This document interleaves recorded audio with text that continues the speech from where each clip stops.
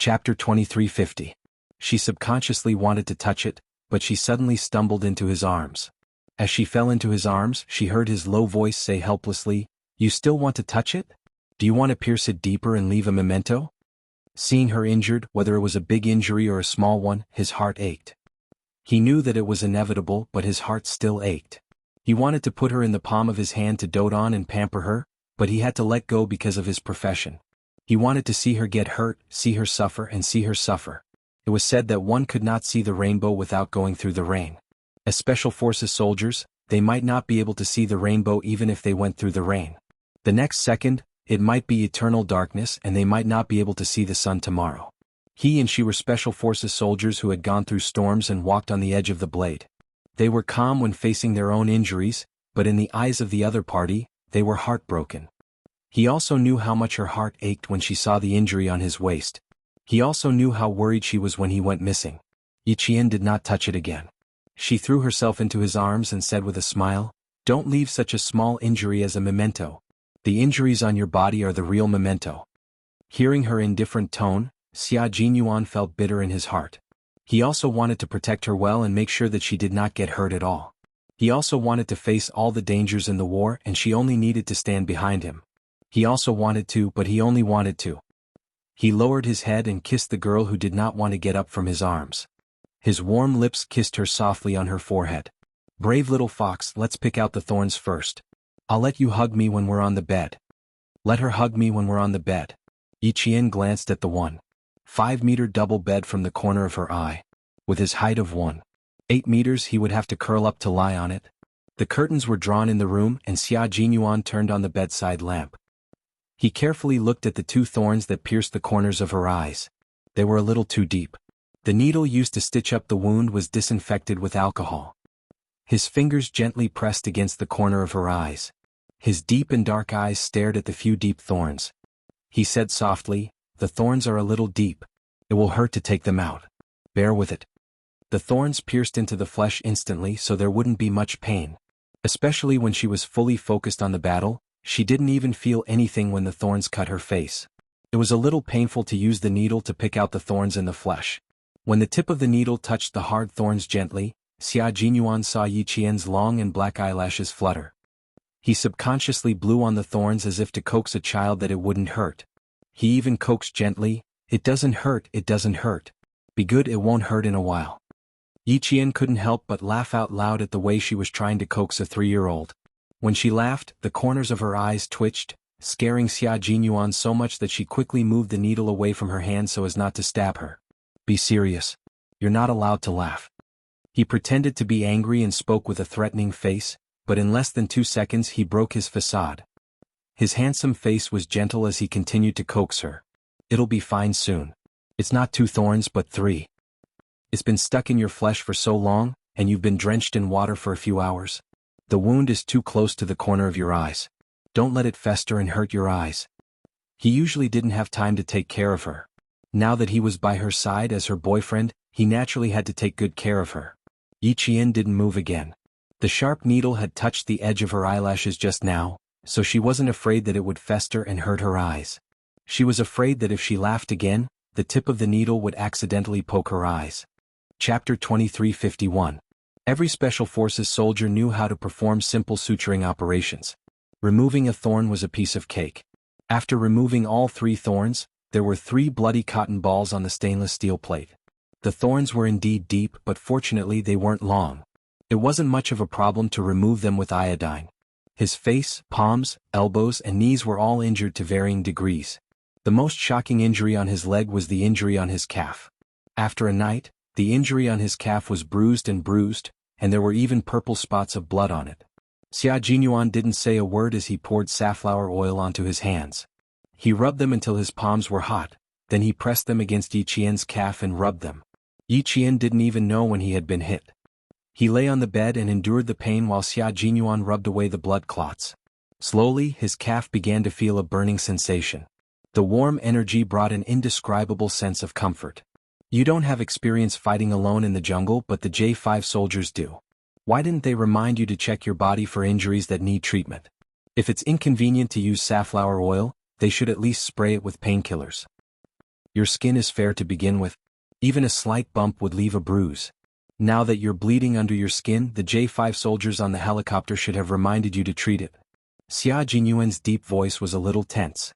If you listened carefully, you could faintly hear the anger in his voice. She didn't know if the oil had a hypnotic effect, but the warm energy slowly crept up from her calf to her head. The warmth was exceptionally comfortable, and even her drowsiness slowly crept up. Yi Qian listened indifferently. The corners of his lips curled up as he replied, "It's okay.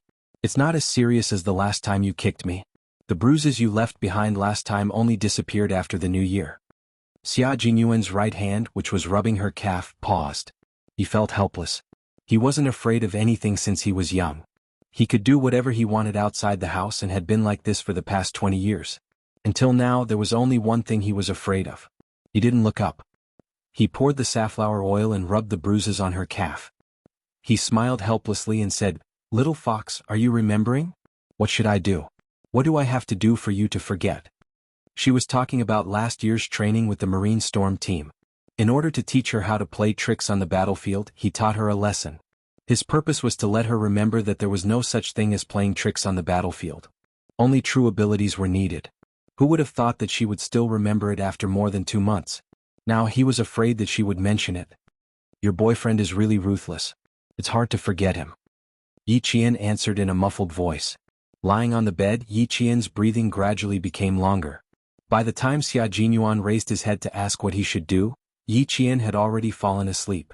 She was too tired after 2 consecutive nights of high-intensity combat. Now that she had returned to the safe harbor, she couldn't stop herself from falling asleep. Xia Jinyuan's hands didn't stop moving. Looking at her sleepy face, he realized that she didn't really want to argue with him when she mentioned it.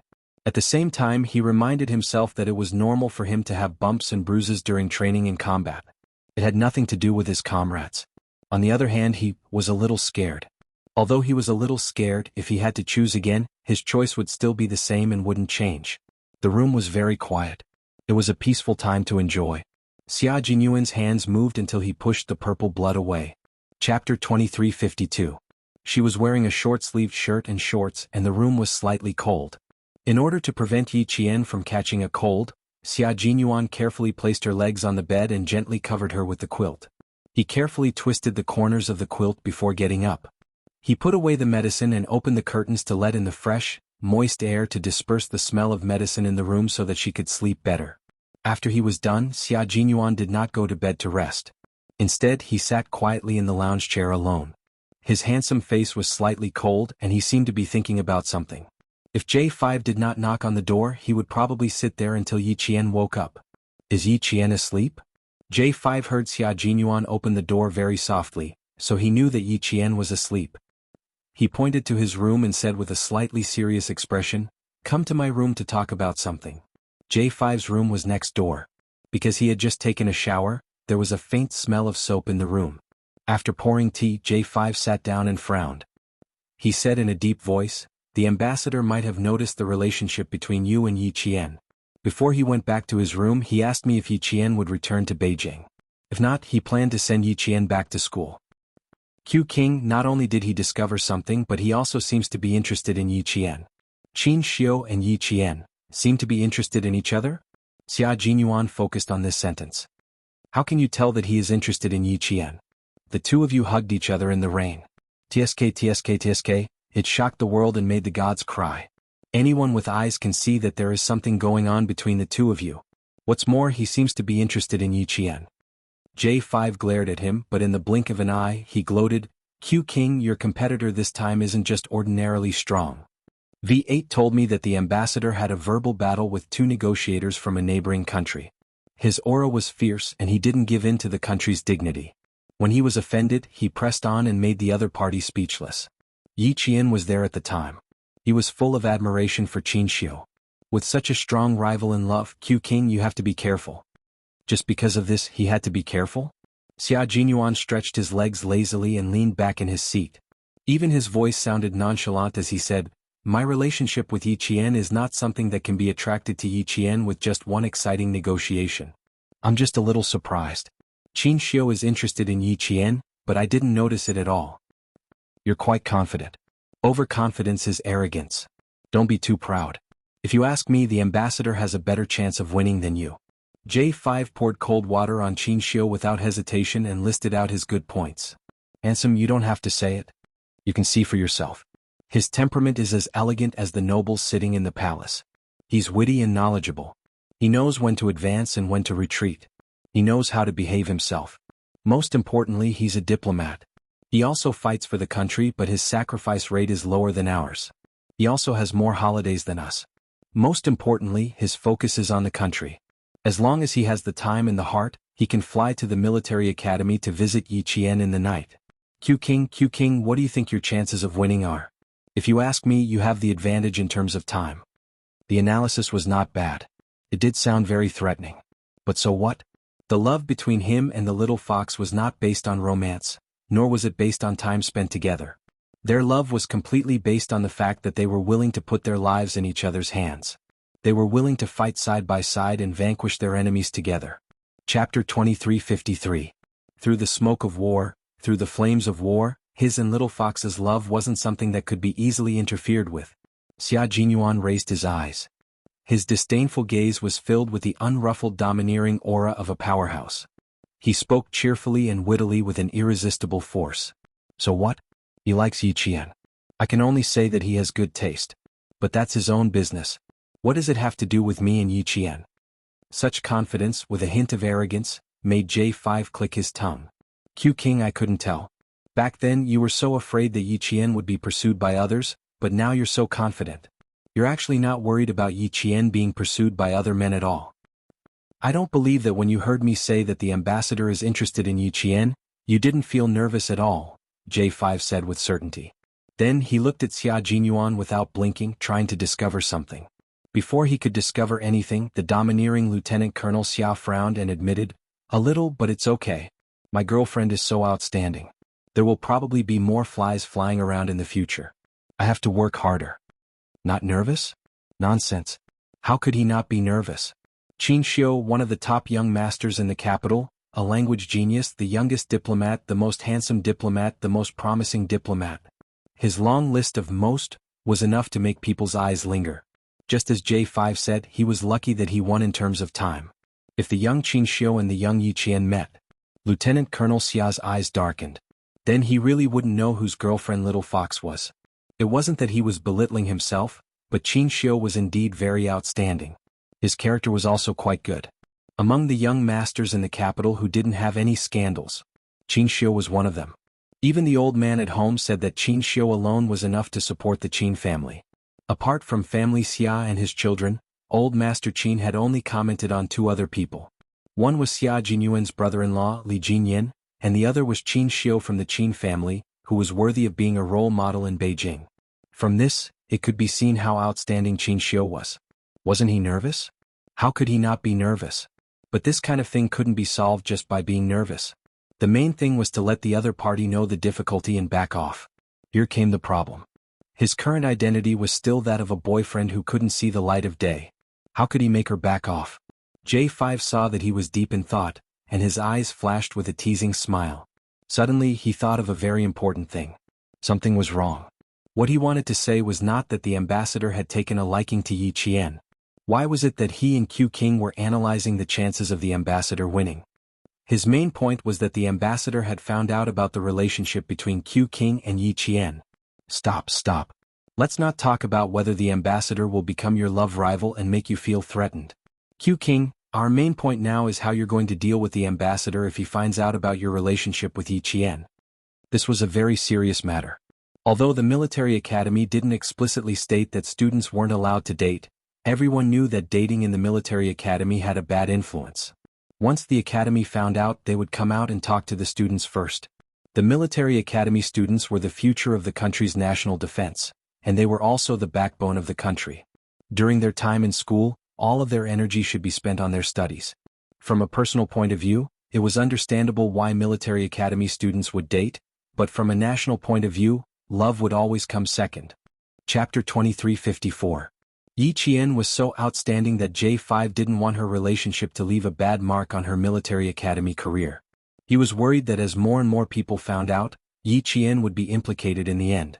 You too, Sai, why don't you continue to bear with it? Meet less, chat less and travel less together. If you really need to meet, why don't you bring a few more comrades with you? What if the two of you travel together and there's a bit of distance between them? Don't let others see any signs? J5, who was worried sick, came up with one idea after another. It could be seen that he was really thinking for Xia Jinyuan and Yi Jian. However, Xia Jinyuan had already considered this matter, so it wasn't a big problem for him. However, because Yi Qian was worried that her relationship would affect the academy, he understood her concerns and respected her decision. Seeing J5's serious expression and unconcealed worry, Xia Jinyuan smiled and said, Qin Xiu, although I'm not familiar with him, I believe he's not the kind of person to gossip. Since he discovered something but didn't ask any of you, it's obvious that he's not someone who likes to ask about other people's private affairs. The Qin family has strict rules. If he really likes Yi Qian and discovers my relationship with Yi Qian, I think with his upbringing he won't do anything immoral to interfere with other people's relationships. After all, he's a diplomat who represents the image of the country, not an ordinary person. Anyone who interferes with their relationship would be a third party. With Qin Xiu's upbringing and pride, he wouldn't allow himself to become a third party. After hearing Xia Jinyuan's detailed explanation, J5 felt that he was worrying for nothing. He yawned and waved his hand with a tired expression. I have to go to sleep. When the situation in the northern land stabilizes, we should return to the base and prepare for the overseas competition. Xia Jinyuan didn't intend to leave yet. He raised his eyebrows and said with a faint smile, I haven't asked you anything yet. Why are you in such a hurry to sleep? We haven't seen each other in a while. Let's catch up and have a chat. J5 stood up with his hands on the armrest of the chair and slowly sat back down. What do you want to talk about? Or do you want to ask me something? Since he didn't even let him rest, it was clear that he had something to ask. I want to know more about Qin Yao's performance in this operation, Xia Jinyuan said. If he didn't want to ask about Yi Qian, he wouldn't disturb his comrade's rest. He crossed his slender fingers and there was still a faint smile on his handsome face, but the darkness in his eyes was slightly darker. This is the first time she has received a mission to protect the safety of an important person. I want to know some details about her operation this time. She probably wanted to know if Qin Yao had any shortcomings. The smile on J5's face disappeared, and his expression gradually turned serious. Qin Yao's performance has always exceeded our expectations. She's very calm and her reaction speed is amazing. When did she have car training? This time we were surrounded by more than 10 cars. Her driving skills were eye-opening. A one-sided breakout from the encirclement has truly shocked all of us. There's a car training ground in the southern province. She basically spent all her time there during high school. Xia Jinyuan saw the unconcealed admiration in his comrade's eyes when he mentioned Yi Qian, so he knew that his little fox had performed well in this operation.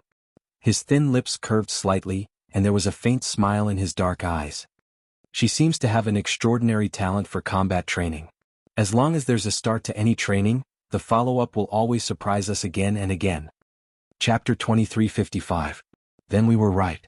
When she broke out of the encirclement, old V, old K, and I also guessed that Qin Yao must have undergone professional special operations vehicle training in the southern province. Talent? J5 let out a long sigh. Her talent isn't just focused on one type, it's all round. Take a look at her shooting skills. No one in our team has reached her level of shooting so far. When she gets a gun, there's a three-dimensional image of the gun in her mind. It's even a living one. She can clearly feel where the bullet passes and where it goes. She can complete the shot without deliberately aiming. King Qin Yao's talent is amazing. Even a veteran like him was envious. Xia Jinyuan raised his eyebrows. This was natural. Otherwise, how could little Fox have carried out so many important missions before reaching the age of puberty and still be remembered by the Navy commander? His little fox was an all-rounder talent. Judging from your expression, Qin Yao's mission this time was not bad. What about her shortcomings? From the perspective of a veteran Special Forces soldier like you, what does she need to improve? Or does she need to improve? Xia Jinyuan had heard a lot of praises for Yi Qian. He wanted to know if she had any shortcomings. Only by constantly discovering her shortcomings could she continue to improve. J5, I need to know if she has any shortcomings. Please tell me carefully and seriously, Xia Jinyuan said slowly, word by word. There was an indescribable coldness in his voice. Sensing his seriousness, J5 couldn't help but straighten his back. At present, Yi Qian has no shortcomings. As if he had something to say, Xia Jinyuan pursed his lips. But there are still shortcomings. Please ask. There were too many uncertainties in a mission. With him by their side, he couldn't guarantee that their lives would not be in danger. Without him by her side, when he couldn't see, he only hoped that she could cooperate well with her comrades and return safely. Qing Niao is more suited for individual actions. As for group actions, although we cooperated well and completed the battle beautifully, we were always worried that she would suddenly rush out and complete a mission by herself. I think it's because we haven't been training together for a long time. She's not in the army, so she can't participate in our daily coordination and training. It's normal for such a problem to occur. In the future, when she joins the army and trains with us, these problems will naturally be solved. Yi Qian's individual combat ability was so strong that sometimes the J5 and the others could not keep up with her. And Yi Qian was a sniper who had been trained by Principal Qin, a world-class sniper. An individual's independence was greater than the group's training.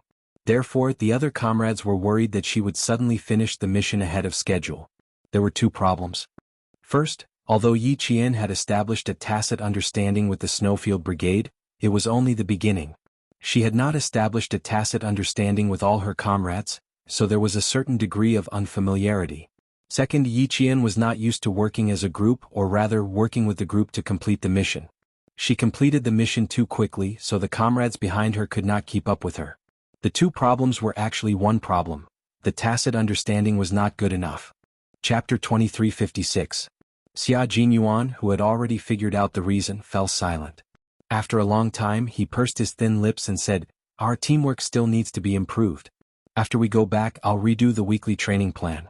Qing Niao's individual combat ability is strong, which means that the combat ability of the male soldiers still needs to be improved. We can't slow down and wait for the male soldiers just because her individual combat ability is too strong. Our training is only about chasing, not waiting. J5, you're the vice captain. You'll take the lead to improve our individual combat ability. Yes, sir. J5 nodded and said seriously, after the battle with Qing Niao, I've also been thinking about this. We need to improve our individual combat ability as soon as possible. Otherwise, we won't be able to take on any high-risk missions in the future. Even though the Snowfield Brigade was now the top special forces in the country, if they didn't innovate and work hard, they would be eliminated. They trained for war and to win. Only by improving their individual combat ability day after day, year after year, could they continue to stay in the Snowfield Brigade. Qing Niao's strong individual combat ability was also a warning to them. With J5 in charge, Xia Jinyuan was very relieved. Seeing that they had been delayed for a long time, Xia Jinyuan got up and prepared to go back to his room to accompany Yi Qian. J5 got up and asked him, "Have you informed Yi Qian about the overseas competition? She's the only female soldier in our team. You should know that, right?" "I only found out yesterday." "You rest, I'll go back to my room." Xia Jinyuan didn't want to disturb his comrade's rest. He stood up and patted his comrade's shoulder. "You don't have to worry too much about Yi Qian and me. You don't have to worry about Qin Xiu either. If he really asks, tell him to come and ask me himself. My relationship with Yi Qian? Anyway, it won't affect anything just because he's an outstanding diplomat. I'll keep an eye on him and won't let him take advantage of me." After he finished speaking, he walked back to Yi Qian's room with big, elegant steps. J5 couldn't help but laugh when he saw this.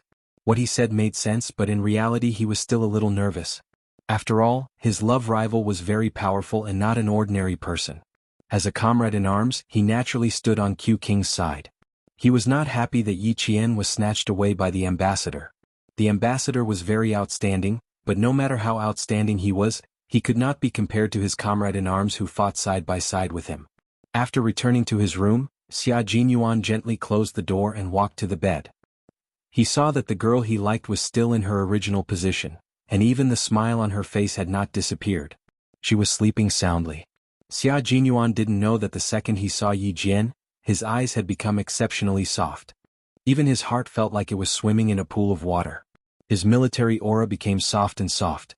He was a hot-blooded soldier who fought for the country, but he was also an ordinary man who was filled with tenderness when facing the girl he loved. After taking off his military jacket, Xia Jinyuan lay down on the bed very gently. As soon as he covered himself with the quilt, Yi Qian, who was sleeping soundly, took the initiative to move closer to his arms like a little animal. She then moved a little and found a more comfortable position to continue sleeping. Xia Jinyuan looked at her, who was sleeping soundly, with a defenseless and innocent smile on her face. He couldn't help but laugh. This little girl was quite proactive. He was still thinking about how to make her sleep in his arms without waking her up. Now that she took the initiative to move closer to him, he was pleasantly surprised. It also showed that even though she was sleeping soundly, she knew that the person lying next to her was him.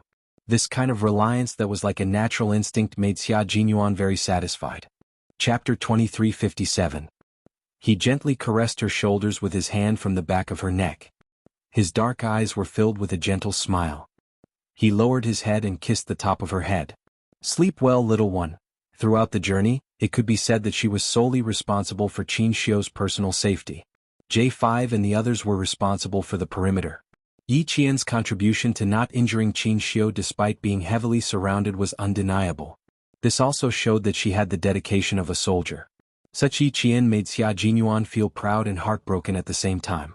With Xia Jinyuan by her side, Yi Qian slept very soundly and peacefully. With him by her side, she didn't have to think about anything. She could sleep and eat whenever she wanted. She was relaxed and carefree. She really enjoyed this kind of leisure time together. Xia Jinyuan was in good spirits. During this period of recuperation, he had made up for all the sleep he had lost. Now that his girlfriend was lying in his arms and he was hugging her soft body, his heart was filled with tenderness. He closed his eyes for a while, then slowly opened them again to look at Yi Qian's sleeping face. He didn't rest at all and was thinking about something. Qin Xiu was also a man of character. As for his taste, it was extraordinary.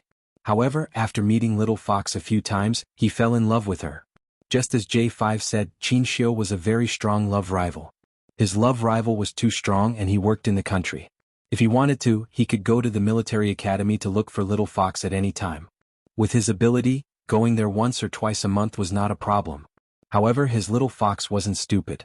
If Qin Xiu really went to look for her frequently, she would definitely notice. When that time came, she would avoid him and Qin Xiu wouldn't be able to do anything about it. Just like how he used to chase her. If he didn't chase her to a corner and leave her with no way out, she would never show up easily.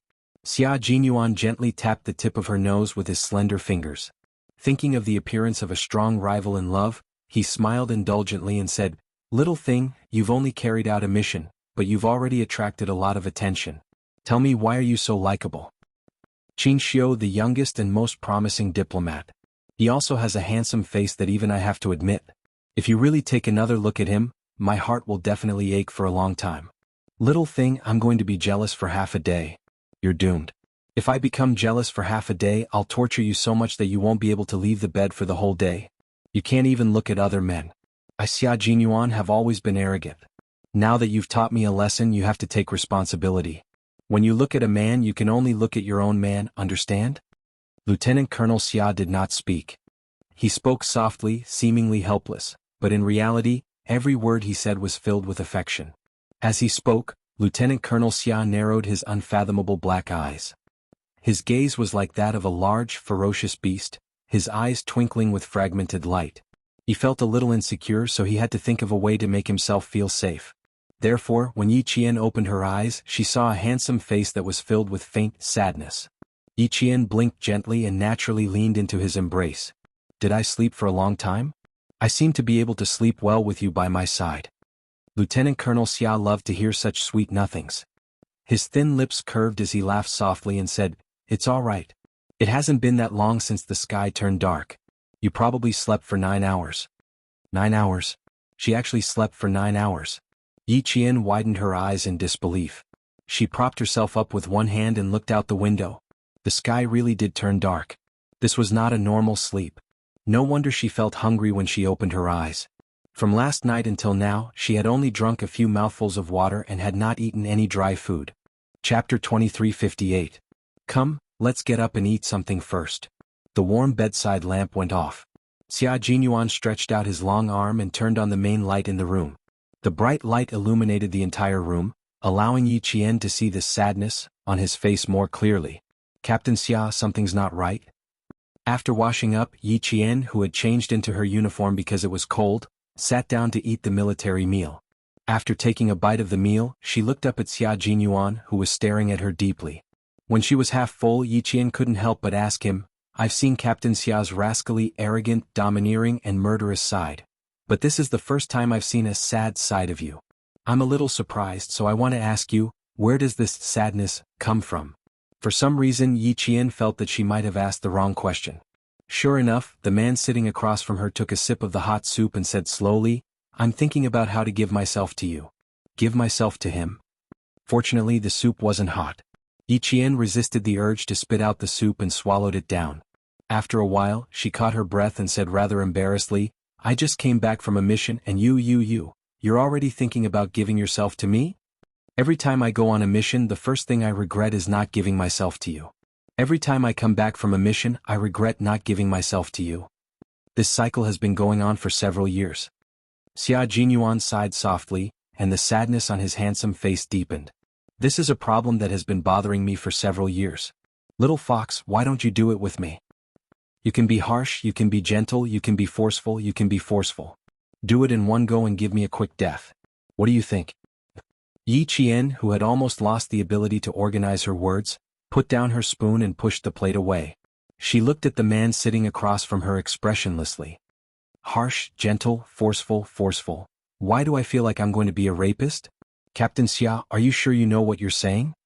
Xia Jinyuan nodded. I'm sure. It's because I don't feel safe at all. After thinking about it, the only way out is to sacrifice myself. Yi Qian resisted the urge to throw a plate of leftovers at him. He forced a smile and said, So what you're saying is that you'll feel safe if you give yourself up? Did he get it wrong? He was a man, not a woman. Wasn't the sacrifice referring to women? How could he say that it was a man sacrificing himself to find a sense of security? He had seen scoundrels before, but he had never seen such an unreasonable scoundrel. Yi Qian was both angry and amused. He used his chopsticks to pick up a piece of braised pork and stuffed it into Yi Qian's mouth. You're offering yourself to me, but I don't dare to accept it. Eat a piece of meat as compensation. 10 years later, eating meat would become a graceful expression of love between a man and a woman. Xia Jinyuan had no idea how a piece of braised pork could compensate him. His gaze deepened and he smiled. I lack a sense of security. After thinking about it, I still think it's not a bad idea to offer myself to you first. Why don't we do it in a few days? As pitiful as he was, he still had to rely on offering himself to find a sense of security. Yi Qian did not believe him. He glanced at him and snorted. Save it, Captain Xia. Uncle said that you like to be a scoundrel since you were young. You mustn't agree to anything easily. He had never seen a father take the initiative to trick his own son. The corners of Xia Jinyuan's mouth twitched slightly. He gritted his teeth at Commander-in-Chief Xia. His son charged forward with the intention of taking over the position in one fell swoop, but in the end, he dragged me back with all his might and he even had the time of his life. Chapter 2359. He kept telling him to treat Xiao Yi well and that it was not easy to find a girlfriend like Xiao Yi. Especially someone like you who doesn't know what to do, it's even harder. If it weren't for your good looks, Xiao Yi would definitely look down on you. If you don't treat Xiao Yi well and a love rival comes along and takes her away, you won't even have a place to cry. Don't even think about entering the family Xia's door. He made it sound so serious, but in the end he kept tricking him behind his back. Was he trying to help his son find a wife soon? Or was he purposely making things difficult for him? Little fox, my father doesn't get along with me. When I was young he liked to find fault with me, and when he grew up he liked to pick on me. You've seen how he usually treats me. All the sons in the world can do it, but not me. You must be vigilant and not be fooled by him. In order to make himself give himself to her sooner, Lieutenant Colonel Xia began to sigh. You have to trust me, not him. His favorite thing to do is to ruin my plans. Even old master and old madam often criticize him. Seeing that Commander-in-Chief Xia's words had a huge impact on Yi Qian, Lieutenant Colonel Xia didn't hold back and tried his best to overthrow the image of Commander-in-Chief Xia in his girlfriend's heart. Holding her hand, he said seriously, When I think about how you'll be going back to that military academy with too many young men tomorrow, I really don't feel safe. I'll have to give myself to you. His expression and tone were serious, but the smile in his eyes couldn't be hidden. Yi Qian knew that he was teasing her again. Her watery eyes moved slightly, looking around with sparkling eyes. Really? Why don't we do it now? Here. As long as you're willing, I'll do it any time. Xia Jinyuan saw that she was squinting her eyes. Her curved eyebrows made her look like a sly little fox that was squinting her eyes and basking in the sun lazily. He was laughing in his heart. How could he not know that this little fox in front of him was trying to checkmate him? Looking at her comfortable smile, Xia Jinyuan's deep eyes seemed to be sprinkled with a layer of sunshine that could warm Yi Qian's heart. Yi Qian put down the chopsticks in his hand and propped himself up with one hand on the high table. At the same time, he stretched out his other hand and made a flirtatious gesture. His index finger curled slightly and hooked Xia Jinyuan's delicate chin. Even his expression was somewhat frivolous. Every time I see Captain Xia's face, my imagination does run wild. Yi Qian stood up and leaned towards Xia Jinyuan as he spoke. In the end, their breaths were just inches apart. Just a little bit more, and Yi Qian would have kissed his thin, sexy lips. But she didn't. Under his calm and unruffled gaze, Yi Qian stopped. They were so close that they could see each other's eyelashes clearly. Since Captain Xia is always thinking of giving yourself to me, why don't I fulfill your wish for once? Her eyes sparkled like diamonds and shone like stars. The slyness in the depths of her eyes let Xia Jinyuan know that this little fox didn't really want to fulfill his wish. She just wanted to tease him instead. Sigh, little girl, he really wasn't teasing her. He really wanted to give himself to her. It wasn't just a normal desire, it was an urgent desire. How pitiful. Who would have thought that a dignified demon king like him would have to rely on giving himself to find a sense of security, in the end? It was as the saying goes, sooner or later, you'll have to pay for what you've done. Chapter 2360. When Lieutenant Colonel Xia said that he didn't have a sense of security, it wasn't entirely true. Qin Xiu's appearance gave him a wake-up call, making him even more aware that the girl he had grown up holding hands with had already become the most dazzling star, attracting the attention of those sufficiently outstanding adult men. Although he said that he wanted to give himself to her, he actually wanted to stabilize their relationship. Born in a family, Lieutenant Colonel Xia was influenced by his ancestors. Deep in his bones he still had some feudal thoughts. Once the two of them were husband and wife, they would be husband and wife for the rest of their lives. He desperately wanted to become husband and wife with Yi Qian. He wanted to make this dazzling star completely belong to him. Seeing the sly look in the eyes of the girl in front of him, that pair of eyes that had always maintained a sense of distance from others, when looking at him without the slightest bit of defense, his little fox also liked him and trusted him wholeheartedly. This kind of trust was the most secure button between him and her, and no one else could think of getting between them. Xia Jinyuan said half-truthfully. Seeing that she was teasing him and even flirting with him, Xia Jinyuan's inferiority complex started to stir again. The two of them were too close, and the delicate lips he had been longing for were only a finger's length away. With such a good opportunity in front of him, if he didn't kiss her, he would feel sorry for himself. Thus, while Yi Qian was waiting for his answer, Xia Jinyuan suddenly leaned forward and immediately shortened the distance between their fingers to 0 distance. The two of them were now lips and teeth. Although Lieutenant Colonel Xia had never been in a relationship before, and even his first kiss was offered to Yi Qian, he had a high comprehension ability. Even though they had only kissed a few times after each kiss, his kissing skills improved by leaps and bounds. After a few kisses, he had a kissing technique that made Yi Qian blush. His nimble tongue invited Yi Qian's soft tongue to dance with him, and he sucked the tip into his mouth slowly. Ever since he was a child, Xia Jinyuan had the habit of chewing peppermint. His breath always had a refreshing and comfortable peppermint flavor, which was Yi Qian's favorite refreshing flavor.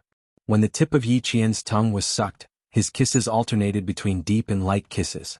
Yi Qian, who had been supporting himself with one hand on the round table, had no choice but to support himself with both hands to prevent himself from losing his balance due to his weak knees. Men had a natural desire to conquer, and it existed in every man, especially men like Xia Jinyuan who were born like kings. Their desire to conquer was far greater than that of ordinary men, and it even carried a sense of dominance. Being teased, he clasped the back of Yi Jian's neck with one hand. As his breathing became heavier, his kiss became deeper and deeper. He did not even let go of the tip of Yi Jian's soft tongue and delicate lips that were like flowers. The temperature in the room seemed to gradually rise, and sweat slowly overflowed from his forehead. His noble and handsome face had a faint trace of rouge, leaving behind a thin layer of color. This was the color of passion. Xia Jinyuan and Yi Qian's skin color had one thing in common. No matter how much they were exposed to the sun, they could not get tanned. Even if they were exposed to the sun, the worst that could happen was a layer of skin peeling off, revealing their fair skin. At this moment he was aroused. His fair and handsome face had a faint rouge-like color, which made him look even more handsome and elegant. His brows were like mountains and rivers, and only the majestic green mountains could be seen. He was as handsome as a god. Seeing that her breathing was getting heavier, Xia Jinyuan finally stopped his invasion and ended the kiss that made their hearts race. Chapter 2361. He let go of Little Fox in his arms so that she could breathe some fresh air. Little Fox, your lung capacity is still not enough. It needs to be improved. Xia Jinyuan chuckled deeply. His voice was hoarse and so sexy that it made one's ears tingle. Looking at Yi Qian, who was as beautiful as a peach blossom, Xia Jinyuan's dark eyes became even darker. His sexy Adam's apple, which represented his masculinity, couldn't help but move slightly. This kiss was a little deep, kissing to the point that her eyes were moist. Her lips were bright red and slightly opened, revealing her white teeth. Her red lips and white teeth made her look even more beautiful. The more Xia Jinyuan looked at her, the more he felt like his heart was being scratched by 100 cat claws. He hurriedly looked away in embarrassment. Unexpectedly, just as he lowered his eyes, his gaze was locked on her again. He had to admit that the girl he had been protecting had really grown up. She had gradually matured from her initial naivety and was emitting a fruity fragrance that tempted him to commit a crime. His gaze only lingered on her chest for a few seconds before he felt the string called rationality in his brain instantly tighten and straighten. It felt like it would break at any time with her breathing. This is troublesome. He had said half-truthfully that he wanted to succeed. Now he had really succeeded in the end. Yi Jian was still adjusting her breathing until the feeling of suffocation dissipated a lot. She supported herself with both hands on the round table and looked up at him with her watery eyes. She answered rather stubbornly, Captain Xia seems to be a little lacking. Otherwise, how could a small kiss make Captain Xia look like he's drunk? Yi Qian didn't even realize that at this moment, her face was as beautiful as a peach blossom. She was so beautiful that Xia Jinyuan, who was separated by the round table, felt so hot that his back was covered in layers of sweat. Is this a challenge to me? Xia Jinyuan raised his eyebrows. There seemed to be a small fire in the depths of his dark eyes. The fire sizzled as if it could burn 1,000 miles away. Yi Qian raised his hand to fan himself and answered courageously, since that's what Captain Xia thinks, it can be understood that way. She really was a little fox that wasn't afraid of getting into trouble. She actually dared to challenge his rationality at this time. Xia Jinyuan, who had been restraining himself all this while, raised his hand and rubbed his forehead, looking rather worried. Since the letter of challenge had already been issued, how could he refuse? Then let's continue. Xia Jinyuan was a man of action. Soldiers had always been swift and decisive. Since he had made up his mind, he would naturally put it into action. He kissed Yi Qian. He didn't want to be a gentleman, he just wanted to kiss Yi Qian. His long arm wrapped around the back of Yi Qian's neck with great precision. He used an extremely domineering method to make it impossible for Yi Qian to dodge. His lips were once again kissed by him. In a domineering manner, with gentle movements, he carefully and affectionately traced the shape of her lips. He didn't want to say a word. Instead of saying more, he would rather take action and tell her how much he missed her. But no matter how impulsive he was and how tight his heartstrings were, Xia Jinyuan always restrained himself and did not cross the line. Even his hands were very well behaved and didn't move. Since they couldn't cross the line, they could just stick to each other for a little longer. Instead, Yi Qian, who liked to be with Xia Jinyuan, didn't reject kissing him. When they were deeply in love, she took the initiative to greet him and tell him that she actually missed him too. Although the kiss was very gentle, their breathing became erratic. The air in the room also became scorching hot. It was so hot that their foreheads and backs started to sweat. It was so hot that a thin layer of mist formed in their eyes. This was really a kiss that messed up their hearts. Chapter 2362. Compared to Xia Jinyuan's straightforward and undisguised desire, Yi Qian was much more reserved. Her face was as red as the morning sun, and the seductive look in her eyes was like peach blossom petals blown by the wind. It was so seductive that it made Xia Jinyuan even hotter. She was beautiful, too beautiful. She was so beautiful that he was willing to lower his head just to please her. Yi Qian only knew that his knees were so weak that he had to lean on the round table to maintain a stable posture. The lovers who had been separated were reunited, and their feelings for each other were so strong that it was like dry wood colliding with a raging fire. The kiss was out of control. Xia Jinyuan had always known that when he was in front of Yi Qian, his self-control would plummet in a straight line and eventually reach 0. With one hand on the back of her neck, Lieutenant Colonel Xia, who had lost all his self-control, began to feel a little impulsive from the kiss. He was almost unable to control himself. At this moment, Yi Qian, who was about to stand up, mumbled, "Captain Xia, let go of me." Who would have thought that the sentence would turn into and soft moans that could not be formed into words. Xia Jinyuan could clearly hear the string called rationality in his mind snap with a snap. The string called restraint in his heart snapped along with it. While gasping for breath, Xia Jinyuan, who was reluctant to end the kiss, simply used the strength of his lower body to push the round table to the side in a very manly manner. Yi Qian, who was caught off guard, suddenly widened her eyes. She had concentrated all her strength on the round table, and now that the round table was suddenly pushed away by him, Yi Qian's entire body naturally pounced directly into Xia Jinyuan's arms. It was just a kiss with a special forces soldier, but Xia Jinyuan managed to push the round wooden table between them to the side. When Yi Qian pounced over, the young lieutenant colonel happened to hug her. Yi Qian was a little embarrassed. He was not afraid of biting his tongue. She was beautiful and her voice was even more beautiful.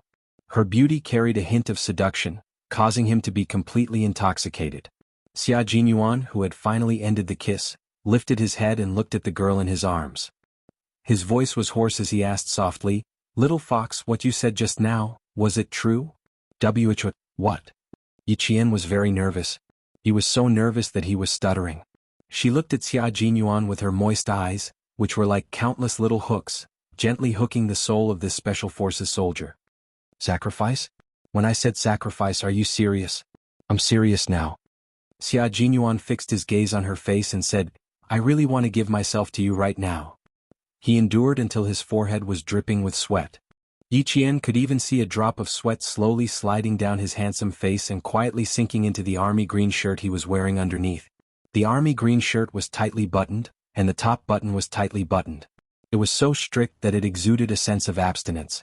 Yi Qian, who had been staring at the drop of sweat, did not say a word. When the sweat sank into the collar of his shirt, Yi Qian seemed to have felt something and couldn't help but gulp. This action became a silent invitation, a silent agreement.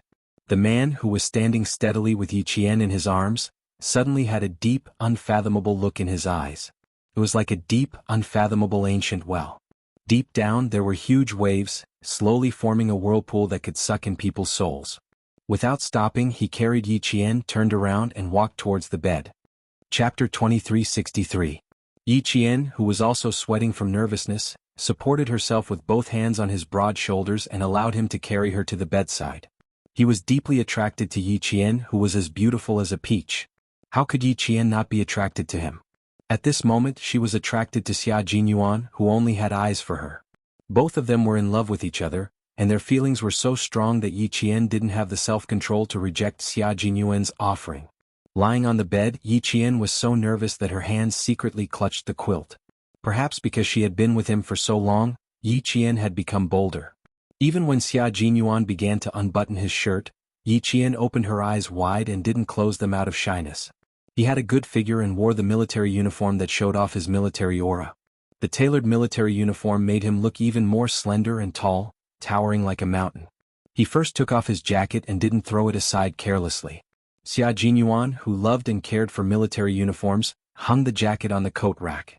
As he walked over, he raised his hand slightly to unbutton his shirt. Sensing Yi Qian's burning gaze, Xia Jinyuan paused in the middle of unbuttoning his shirt. His handsome eyes, which were slightly surging with emotions, looked over with a smile and caught Yi Qian's unblinking gaze. His thin lips curved slightly. "Little fox, why do you look so interested in me taking off my clothes?" Yi Qian couldn't help but admire beautiful things. At this moment, Xia Jinyuan was undoubtedly beautiful in her eyes. Even the simple act of buttoning his shirt made her heart pound. Hearing this, she admitted frankly, "It's pleasing to the eye. I'm indeed very interested." In her heart, she added, "He's even more charming when he's not wearing formal clothes." Although Yi Qian didn't have any opinions about men, she couldn't help but take a second look at men in formal clothes. This was the case in her previous life.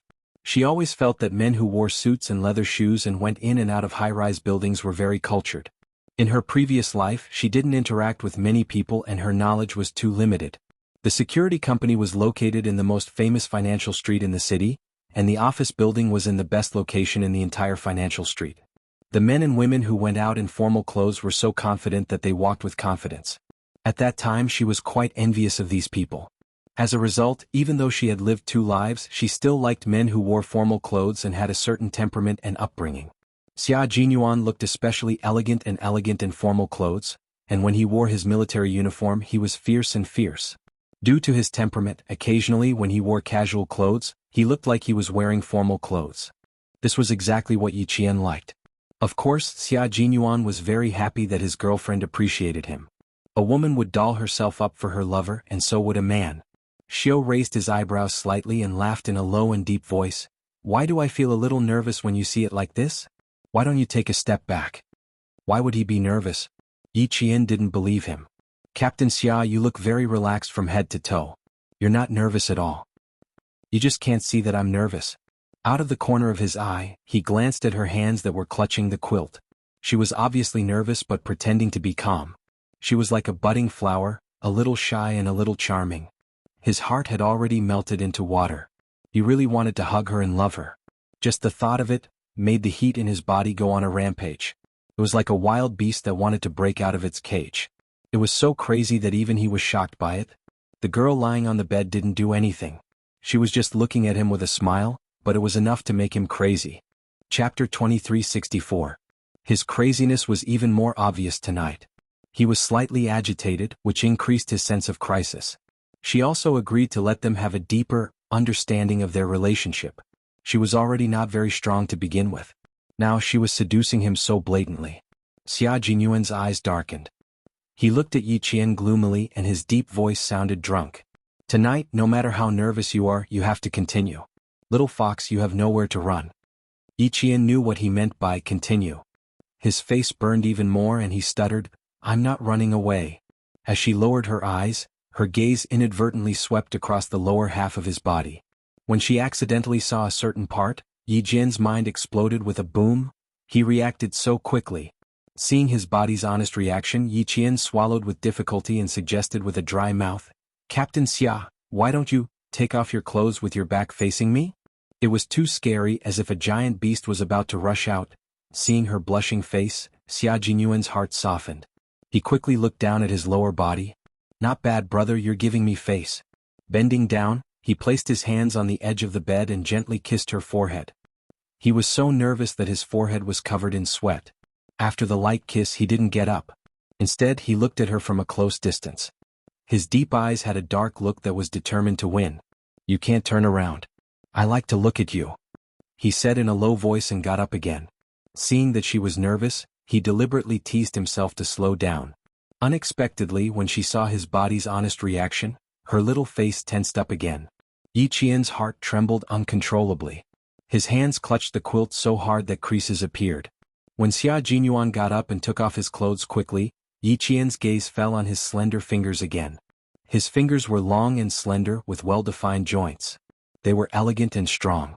When he held the gun, they were fierce. When he unbuttoned his shirt, they were sexy. After unbuttoning both sleeves, he raised his head slightly and unbuttoned the top button of his shirt with his elegant and slender fingers. After the buttons were unbuttoned, Yi Qian couldn't help but gulp. His voice was a little loud, which made Xia Jinyuan chuckle. He stared intently at Yi Qian and smiled. You seem to be more anxious than I am. It seems like there won't be any problems with my virginity tonight. Yi Qian, who was staring at his fingers, did not seem to have heard what he said. He nodded and said, Yes, no problem. This is good. Her answer made Xia Jinyuan's blood flow even hotter. As the first button was unbuttoned, a corner of his shirt was unbuttoned. It was this corner that made him look extremely sexy and seductive. Yi Qian, who was lying nervously on the bed, suddenly felt all the blood in his body rush to his face. In an instant, his face became hot and dry as if it was on fire. Xia Jinyuan, who was taking off his clothes, kept his gaze fixed on Yi Qian's face. Naturally, he saw all the changes on her face. He saw the surprise in her eyes when he took off his jacket, and the fire in her eyes when he unbuttoned his military uniform. At that moment, Xia Jinyuan realized that his little fox liked to watch him take off his clothes. It seemed that he had misunderstood. He thought that she liked his face, but it turned out that she liked to watch him take off his clothes. With this discovery, Xia Jinyuan knew what he had to do. Since she liked to watch, then he would make her even more satisfied. Chapter 2365. It wasn't just women who targeted men, it was also men who targeted women. The buttons on the light green shirt were unbuttoned one by one. Yi Qian saw the man standing by the bed, revealing a small part of his sexy chest. Then he pulled out the corner of his shirt that was tucked into his trousers. His slender fingers slid down the edge of the shirt and unbuttoned the last button. Yi Qian felt her mouth go dry. She couldn't help but swallow to moisten her throat. Xia Jinyuan smiled. She looked at him with a burning gaze. It was obvious that his was very successful. He had perfectly locked onto Little Fox's gaze. His thin lips curved slightly. He didn't immediately take off his shirt. Instead, he stopped and looked at Yi Qian with a deep and burning gaze. Compared to taking off his own clothes, he wanted to see her take off his clothes. Yi Qian didn't meet his gaze. Instead, her gaze landed on the shirt that he hadn't taken off completely. From the corner of her eye, she looked at the sexy chest that was faintly discernible under the unbuttoned shirt. As long as he took off his shirt completely, she would be able to see his muscular upper body. Yi Qian waited for him to take off his shirt for a while. She couldn't help but blink. Why isn't he taking off his shirt? She was still waiting for him to take off his shirt completely. Just as she thought about it, Xia Jinyuan's deep and sexy chuckle came from above. His chuckle instantly woke Yi Qian up. She was startled and hurriedly looked away to hide her embarrassment. Her cheeks became even redder and hotter. He must have been laughing at me. I was mesmerized by watching him take off his shirt. Yi Qian was so embarrassed by her behavior that she wanted to get up and run away. Embarrassing, embarrassing, so embarrassing. The blushing Yi Qian made Xia Jinyuan's thin lips curve even higher. He said in a deep voice, "Look here, little fox." Yi Qian, who had already looked away, looked up reflexively. She saw the man who was originally standing slowly leaning down as her gaze landed on him. Yi Qian's eyes widened even more. Her gaze was deeply attracted by his eyes. It was as if there was a magnet in his eyes that had already sucked her into the depths of his soul and she could not escape. "Are you satisfied now? Do you want to have more fun?" He slowly leaned forward and spoke in a low voice. There was an obvious undercurrent in his eyes. Yi Qian couldn't help but tighten his grip on the blanket. Tonight, Captain Xia's sacrifice was most likely going to succeed. She was already tempted by him and wanted to drink water to quench her thirst. Xia Jinyuan, whose shirt was completely unbuttoned, approached Yi Qian. His scorching hot breath was like a giant net, instantly trapping Yi Qian. Yi Qian felt as if her entire body was on fire. She couldn't help but close her eyes, and her hands secretly gripped the blanket even tighter. She was so nervous that even her eyelashes were trembling slightly. She was like a butterfly that had jumped into a flower. Her wings were trembling, making her look pitiful. "Little fox, I've already unbuttoned my shirt and you're helping me take off my clothes?" He didn't completely lean down. Instead, he placed his hands on both sides of her shoulders and stared at her with a gentle yet scorching gaze. He coaxed her in the softest voice, "Be good. Raise your hands and help me take off my clothes." This man was also the pinnacle of masturbation. It wasn't like a woman's actions. It was more like an impulse that came from the darkness. Even though he knew it was dangerous, he couldn't help but want to embrace the darkness. This kind of temptation was a temptation to human nature. It was difficult to escape. Yi Qian didn't want to escape. She liked this man's sexiness and loved every part of him. Even if she knew that there was a dark abyss in front of her, she would step forward without hesitation. She would throw herself into the darkness and fall into the abyss. Chapter 2366.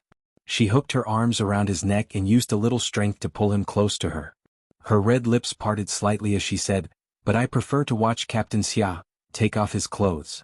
The moment she opened her mouth, Xia Jinyuan's deep and unfathomable eyes suddenly became turbulent. It was as if he would swallow Yi Qian whole in the next second. That gaze made Yi Qian's scalp tighten a little. "You."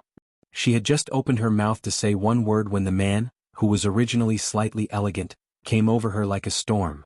His tall and straight body pressed against hers, and in the end his body was tightly pressed against hers, leaving no gap between them. His kiss came with a domineering swallowing force. It was like a stormy wave that broke the dam and drowned all of her rationality. "Yi Jian, my baby," he said in a low voice. His voice made a circle on the tip of his tongue. Although it was vague, it made Yi Jian's heart beat even faster. Thump, thump. Her hands had unknowingly slipped into his unbuttoned shirt. Her scorching palms were pressed against his skin. She could feel the firmness of his skin and feel the blood vessels under his skin expanding. A steady stream of heat seeped through his skin and into her palms. "Injury, your injury. Be careful." At this moment she still remembered the injury on his body. Xia Jinyuan's kiss was a little hurried. There was sweat dripping from his forehead. His drunken voice was so sexy that it made the air a little intoxicated. It's okay. It's already scabbed. I'll be careful. Slow down. My mouth hurts. Yi Qian mumbled. He kissed her too hurriedly and with too much force. Her delicate petal-like lips were tingling a little. The palms of her hands on his shoulders were also sweating. When she was really nervous, her palms would sweat. He must be very nervous too. His muscles were tense and had lost their elasticity. They were as hard as stone. There was also a thin layer of sweat seeping out from under his skin. Their sweat mixed together, making his shoulders wet and slippery. Thump, thump, thump. His heart was beating so fast that it felt like it was going to jump out of his chest. It was so hard to breathe. The oxygen in the air was so thin that he had to open his mouth to breathe. Her red lips were slightly parted, making it easier for Xia Jinyuan to plunder her. His breathing was also very heavy. His hot breath sprayed onto Yi Qian's face, so hot that even her pores couldn't help but tremble. This time, Xia Jinyuan's kisses did not stop at her lips. As his breathing became more and more shallow, his kisses slid down from her bright red lips to her small and round earlobe. The soft and exquisite feeling made him unable to resist nibbling on it gently with his teeth. Yi Qian's body was already trembling slightly from the scorching hot breath. Suddenly he was caught off guard and bit his earlobe with the tip of his teeth. His throat let out an uncontrollable moan. It was intermittent, sometimes shallow, sometimes long, sometimes high, sometimes low. This was the first time Xia Jinyuan heard such a sound. His tall and straight body trembled violently as he heard her moan. He was so excited that his handsome and cold eyes were faintly red. Gentler, gentler, it hurts a little. He was so excited that he didn't know how to control his mouth. Yi Qian couldn't help but beg for mercy in a low voice. It couldn't be helped. When it came to sex, Xia Jinyuan was an inexperienced newbie. He had accumulated some experience with the green vegetables and tofu soup from before, but that was only enough for him to handle it with ease in the beginning. As they went deeper into sex, the newbie Xia Jinyuan couldn't control himself anymore. Chapter 2367. If he couldn't hold it in, he wouldn't be able to control his strength. Yi Qian begged for mercy in a low voice to remind him, but it was undoubtedly the wrong time to do so. This reminder was equivalent to directly arousing the hidden beast in the man's body. How could he be gentle? He only had more strength than ever. From her earlobe to her slender, swan-like neck, Xia Jinyuan panted heavily and used all his martial arts skills. It was all an inexperienced kiss. He was so excited that he could even make low, deep sounds in his throat. It was sexy, hoarse, and full of possessiveness. Yi Qian pulled her hands out of his clothes. The stimulation of her senses made her hug his head tightly with both hands. It was like she was rejecting him but welcoming him at the same time. The temperature in the room was even higher. The two people on the bed were already drenched in sweat. Xia Jinyuan realized that his hands were trembling. They were trembling so much that he couldn't even undo a button. Yi Qian felt a little chilly after getting out of bed, so he put on his military uniform. He didn't wear a jacket, only a shirt. This put Xia Jinyuan in a difficult position. Button. His hands were trembling so much that he couldn't undo the button. Fuck. The usually elegant man couldn't help but utter an indecent word at this moment. His handsome face was red from holding it in. His slender fingers stopped at the top button of his shirt. He took a deep breath and was about to undo it again, when he heard a delicate laugh, like the tinkling sound of spring water from the mountains. Yi Qian laughed. She couldn't help it. She had been holding it in for a long time. When she heard his exasperated fuck, she couldn't hold it in anymore. For Captain Xia, the man she loved. It was the first time he was in such a difficult position. You're still laughing, still laughing. If I knew this would happen, I wouldn't have let you wear it. Being teased by his girlfriend, no matter how thick-skinned Xia Jinyuan was, he couldn't take it anymore. He was afraid that other than laughing, she would say something that would hurt his self-esteem as a man. He sealed her red lips with his as a punishment. Let's see how she can laugh. Yi Qian, who rarely saw this side of him, wanted to laugh even more. God, she really did not expect him to be so excited that his hands were shaking. Even though she was very nervous, when she placed her palms on his shoulders, her fluttering heart suddenly felt like it had reached the shore and found the warmest harbor that could shelter her from the wind and rain. Her originally uneasy heart suddenly calmed down and was no longer fluttering. Instead, the place where her heart was at peace was the warmth of her life. He was the peace of mind and the warmth of her life. With great difficulty, she finally got over her shyness and waited for him to offer himself to her. Who would have thought that his hands would tremble for a long time and he wouldn't be able to undo her buttons? In the end, he angrily cursed, Fuck. Forgive her for not being skillful enough. After holding it in for a long time, she couldn't help but laugh. Even though he was kissing her, Yi Qian still wanted to laugh. Xia Jinyuan, who was so hot that his back was drenched in sweat, could not help but want to laugh. His hands had never trembled in the face of fierce enemies on the battlefield, but now he was so excited that his hands were trembling. He even wanted to slap himself. What the hell? And his hands were trembling. Burying his head in her neck, the elegant man said in a muffled voice, "Little fox, my man's self-esteem has suffered a huge blow. This will become my dark history. You'd better forget it as soon as possible." It hurt his self-esteem too much and he brought it on himself. Trembling hands. Go back and bear his weight. Let's see if he can still tremble. Chapter 2368. Yi Qian was in a good mood as he patted his broad shoulders. Don't be angry. It's inevitable that it happens the first time. You may be unfamiliar with it the first time, but you'll get used to it the next time. Does that mean it won't happen this time? Upon hearing this, Xia Jinyuan felt even more frustrated. He lifted his head from her neck and stared at Yi Qian with his dark eyes that were gradually fading away. His voice was still warm as he said, "Do you think I'll be traumatized? Will my hand tremble the next time?" Yi Qian was stumped by his question. He really didn't know if it would happen or not. Why don't we try again? Maybe we'll succeed if we try again. The man's eyes lit up. The fire in his eyes that was about to extinguish seemed to be reignited. Little fox, you have to help me. You mustn't be traumatized. Yi Qian could tell that he was doing it on purpose. He cupped his handsome face with both hands and said with a smile, "I promise that my Captain Xia won't be traumatized at all. Your hand trembling just now only meant one thing. Captain Xia isn't ready to give yourself to me yet. Don't worry, I won't force you. It won't be too late to give yourself to me when you're fully prepared. I'll be waiting." After he finished speaking, he even raised his head and kissed his forehead. When he lowered his hand, he also patted his shoulder. He was indescribably gentle and considerate. Xia Jinyuan, whose intentions were exposed, buried his head in her neck again and sucked on her skin with his scorching lips. At the same time, his slender legs shifted slightly so that his lower body, which was originally pressed to the side, was now close to Yi Qian's body. It's uncomfortable. Feel it? His feet moved slightly. The hard and scorching spot told Yi Qian directly how uncomfortable he was at that moment. Yi Qian coughed awkwardly. His dark, watery eyes turned, and he lowered his head to whisper in his ear, "We'll talk about it later. I told J5 that you were here, so he might come over to look for you later. If he comes over and interrupts again, not only will you be traumatized, even I will be." He was right. Although J5 knew that he was coming, K7 and the others didn't know.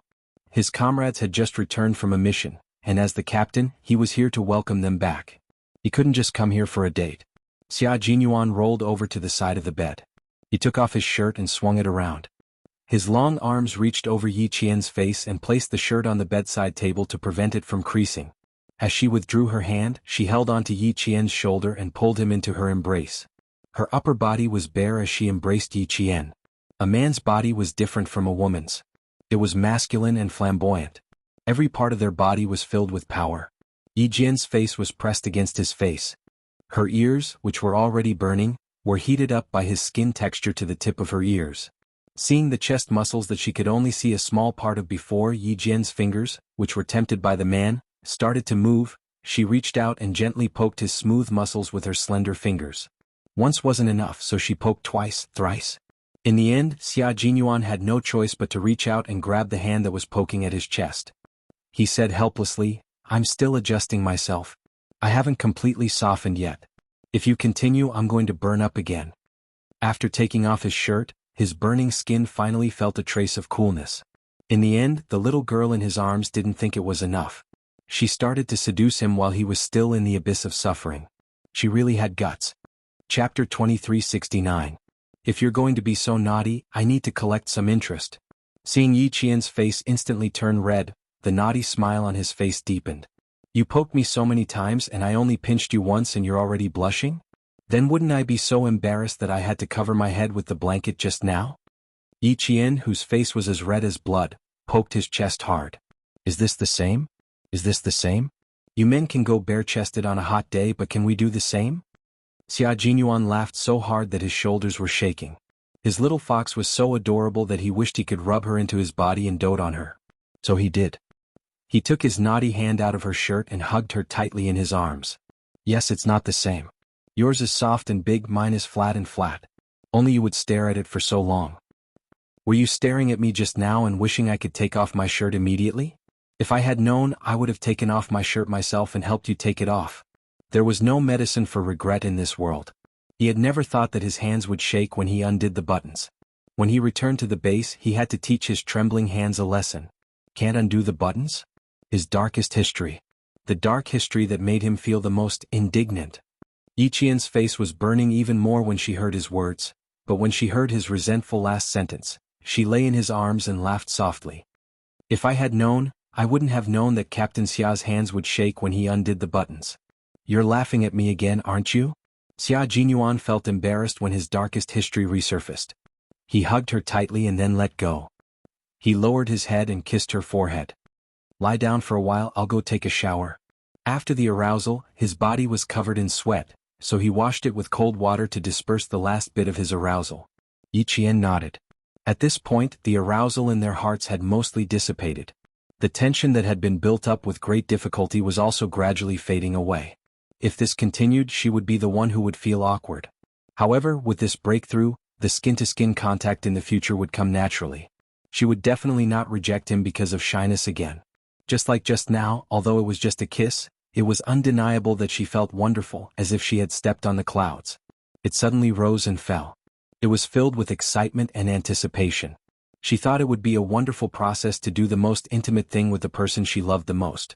As Yi Qian listened to the sound of running water in the bathroom, his cheeks flushed as he looked forward to the arrival of midnight. Captain Xia, sacrificing himself. Yes, it's indeed possible. There was a knock on the door, followed by J5's voice. Yi Qian, are you awake yet? Yi Qian leapt out of bed like a carp and lifted the clean white blanket with flying movements. He gently spread it over the bed. As if he had cast a spell, the originally messy bed suddenly became so clean that it looked as if no one had slept in it. Then she quickly picked up Xia Jinyuan's shirt from the bedside table, tidied it up and hung it on the coat rack. She then walked to open the door while tidying up her clothes. When she opened the door, J5 saw Yi Qian dressed neatly and heard the sound of running water from his right. J5 instantly coughed awkwardly and said, K7 and the others are in my room. They knew that Q King was coming over, so they wanted to talk to Q King. How much longer is he going to shower? Fortunately, he came 5 minutes later. Otherwise, he would have seen Yi Qian getting dressed and Q King preparing to enter the bathroom. It was obvious that J5 had misunderstood. Chapter 2370. Yi Qian didn't feel like he had exposed anything. He even invited J5 in. He just went into the bathroom. Come in and wait for him. It won't be long. Okay. J5, who had already stepped into the bathroom, suddenly retreated. He smiled and corrected himself. It's okay. I'll go back to my room and wait. You and Q King can come together. Q King went into the bathroom to take a shower. It was obvious that he had just finished exercising. If he went in now, it wouldn't be appropriate. The messy bed would only make things more awkward for him. J5 was certain that Xia Jinyuan and Yi Qian had an unusual relationship just now. Why was he so sure? Because there were 2 red marks on Yi Qian's neck. They were marks from kissing. He hid it well. Yi Qian didn't suspect a thing. He smiled and said, Okay, we'll come together later. J5 didn't stop for a moment. He turned around and left. When he heard the sound of the door closing behind him, he raised his hand to wipe the non-existent sweat off his forehead. Luckily I reacted quickly. Otherwise I would have been skinned alive by Q King. Xia Jinyuan, who had just put on his pants, came out of the room. He asked Yi Qian why J5 came over just now. Yi Qian, who had helped him get his clothes, smiled and said, K7 and the others are waiting for you in the room. I asked him to sit down and wait for you. He came in and then suddenly left. Xia Jinyuan took the clothes and put them on. When he was buttoning his shirt, his gaze slowly slid past Yi Qian's face and finally landed on her neck. There were 2 kiss marks on her fair skin. Xia Zhongxiao's thin lips curved slightly as he buttoned up his sleeves. J5 might have misunderstood. He wasn't afraid of this kind of misunderstanding. It was just that the thin-skinned little fox would be embarrassed. He said casually while buttoning his cuffs, Help me get my jacket. Thanks. Yi Qian took the jacket he had hung up and took it over. He then heard him say, The J5 room is air-conditioned. Wear a jacket. The kiss mark was close to the edge of the shirt collar so it could be covered with a jacket. On the other side, J5 said to his comrades, "Be careful when you see Yi Qian later. You are not allowed to look at her neck.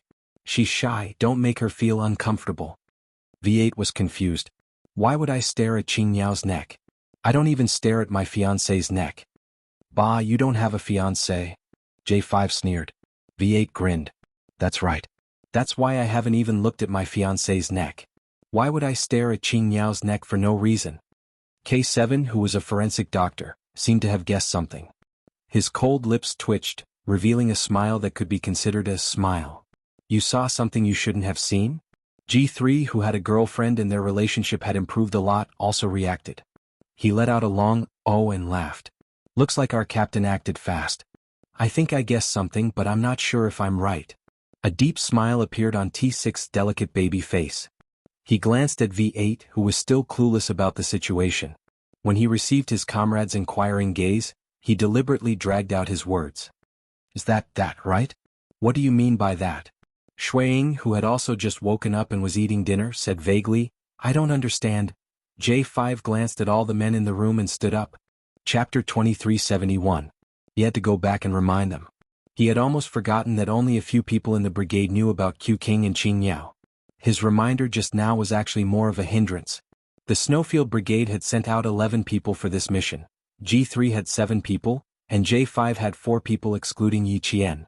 Now that they were all sitting in one room, the entire room seemed even smaller. Let's talk in the conference room. The room is too small, and Q King won't be able to sit here later. J5 gave G3 a look. He was going to remind Yi Qian that the others would be led to the conference room by G3. V8 still wanted to ask why they couldn't look at Yi Qian's neck, but T6 dragged him away. What's there to look at a girl's neck for? J5 is reminding us not to look at anything below the face. Don't ask so many questions, this is a sign of respect. V8 felt that his intelligence had been insulted. Looking below the neck, was that a sign of disrespect? T6 did not give him a chance to speak again. He was partners with V8, so even if this guy farts, he would know what it meant. His words were crude but not crude, showing that they understood each other very well. Among the comrades who came out this time, there were a few who were not familiar with Yi Qian. This morning they met for the first time. Although they had introduced themselves, they were not very familiar with each other. Regarding Q King and Yi Qian, it was better not to let too many comrades know about it for the time being. At least not now. Other than V8, there were also a few people who did not quite understand. The main reason was that no one knew that Xia Jinyuan was in Yi Qian's room, so naturally, they did not think in that direction. Outside the room, Xia Jinyuan was about to knock on the door when it suddenly opened.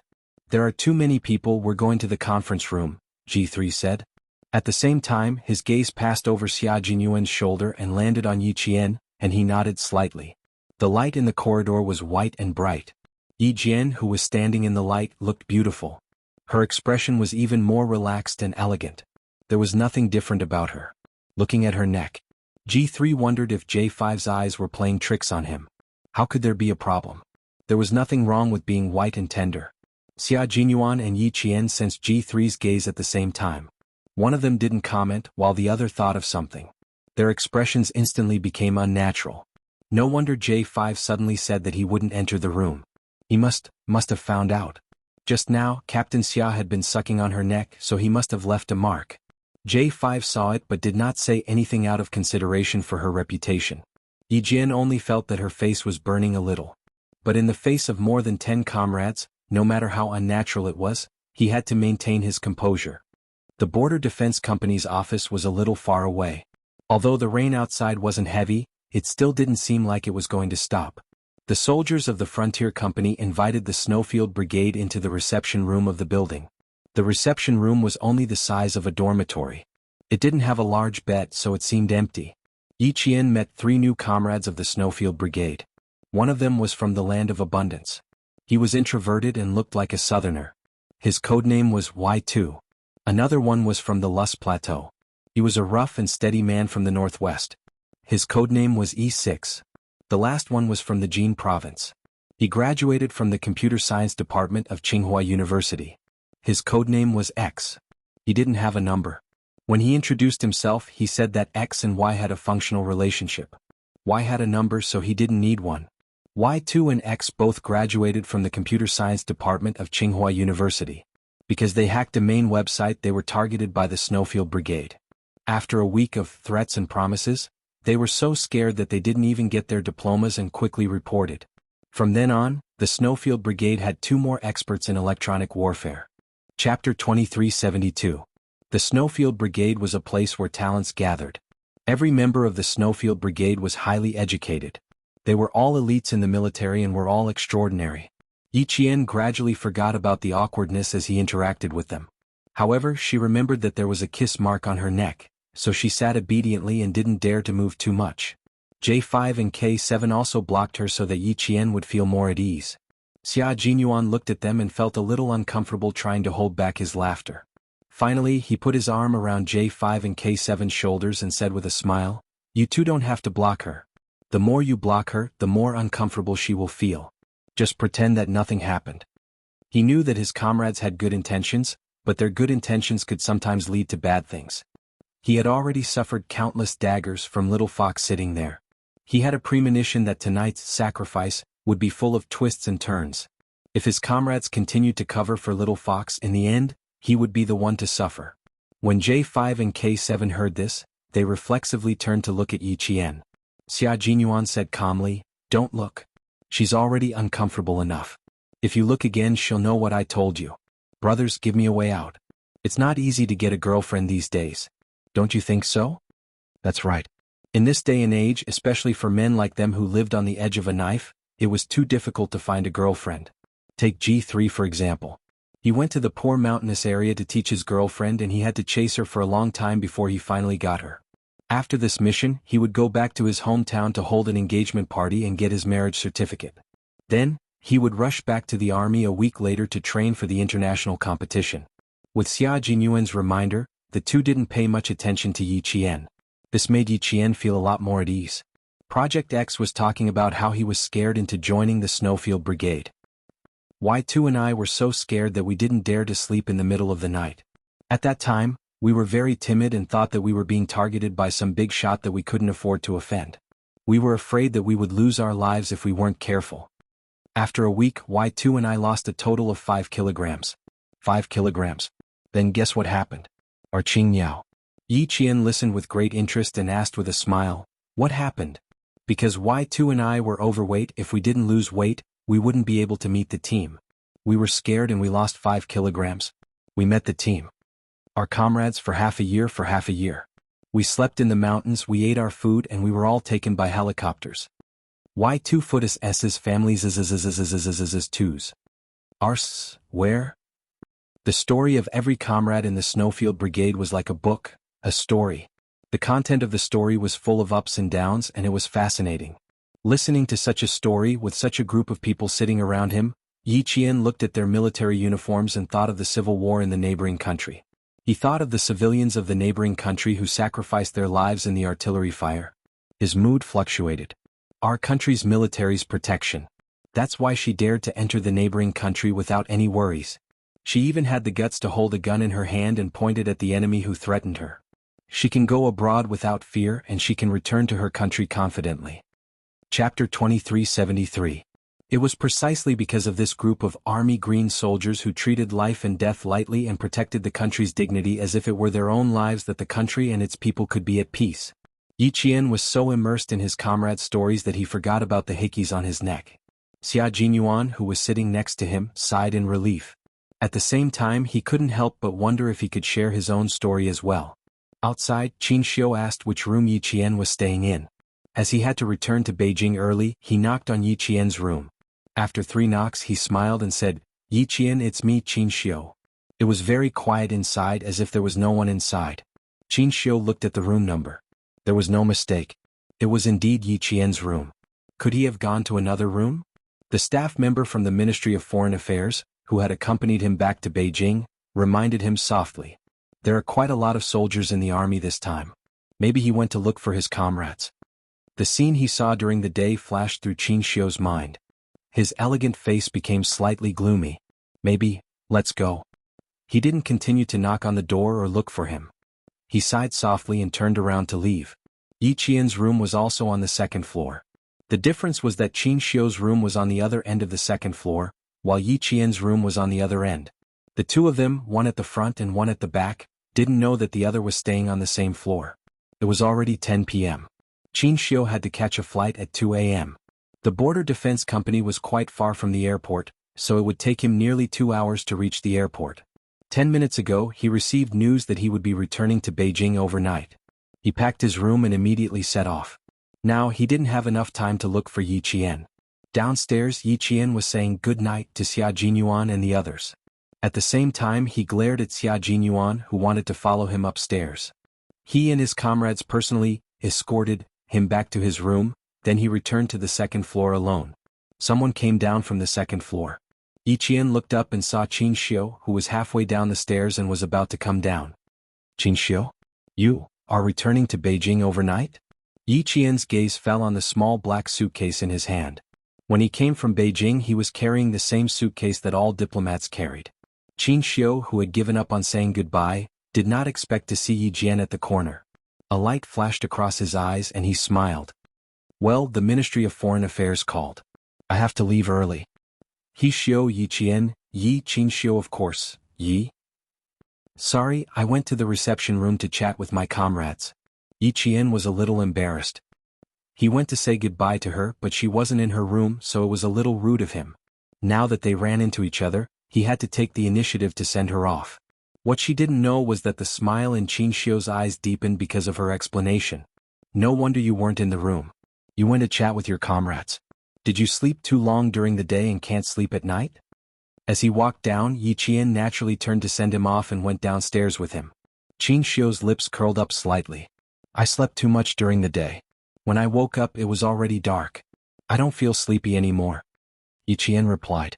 In the misty light, her eyes were not as sharp as usual, and she looked exceptionally gentle.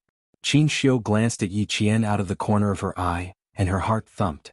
Chapter 2374. It was raining outside. Even if he wanted her to walk him to the car, he had to stop. He turned around and looked at her with his dark eyes.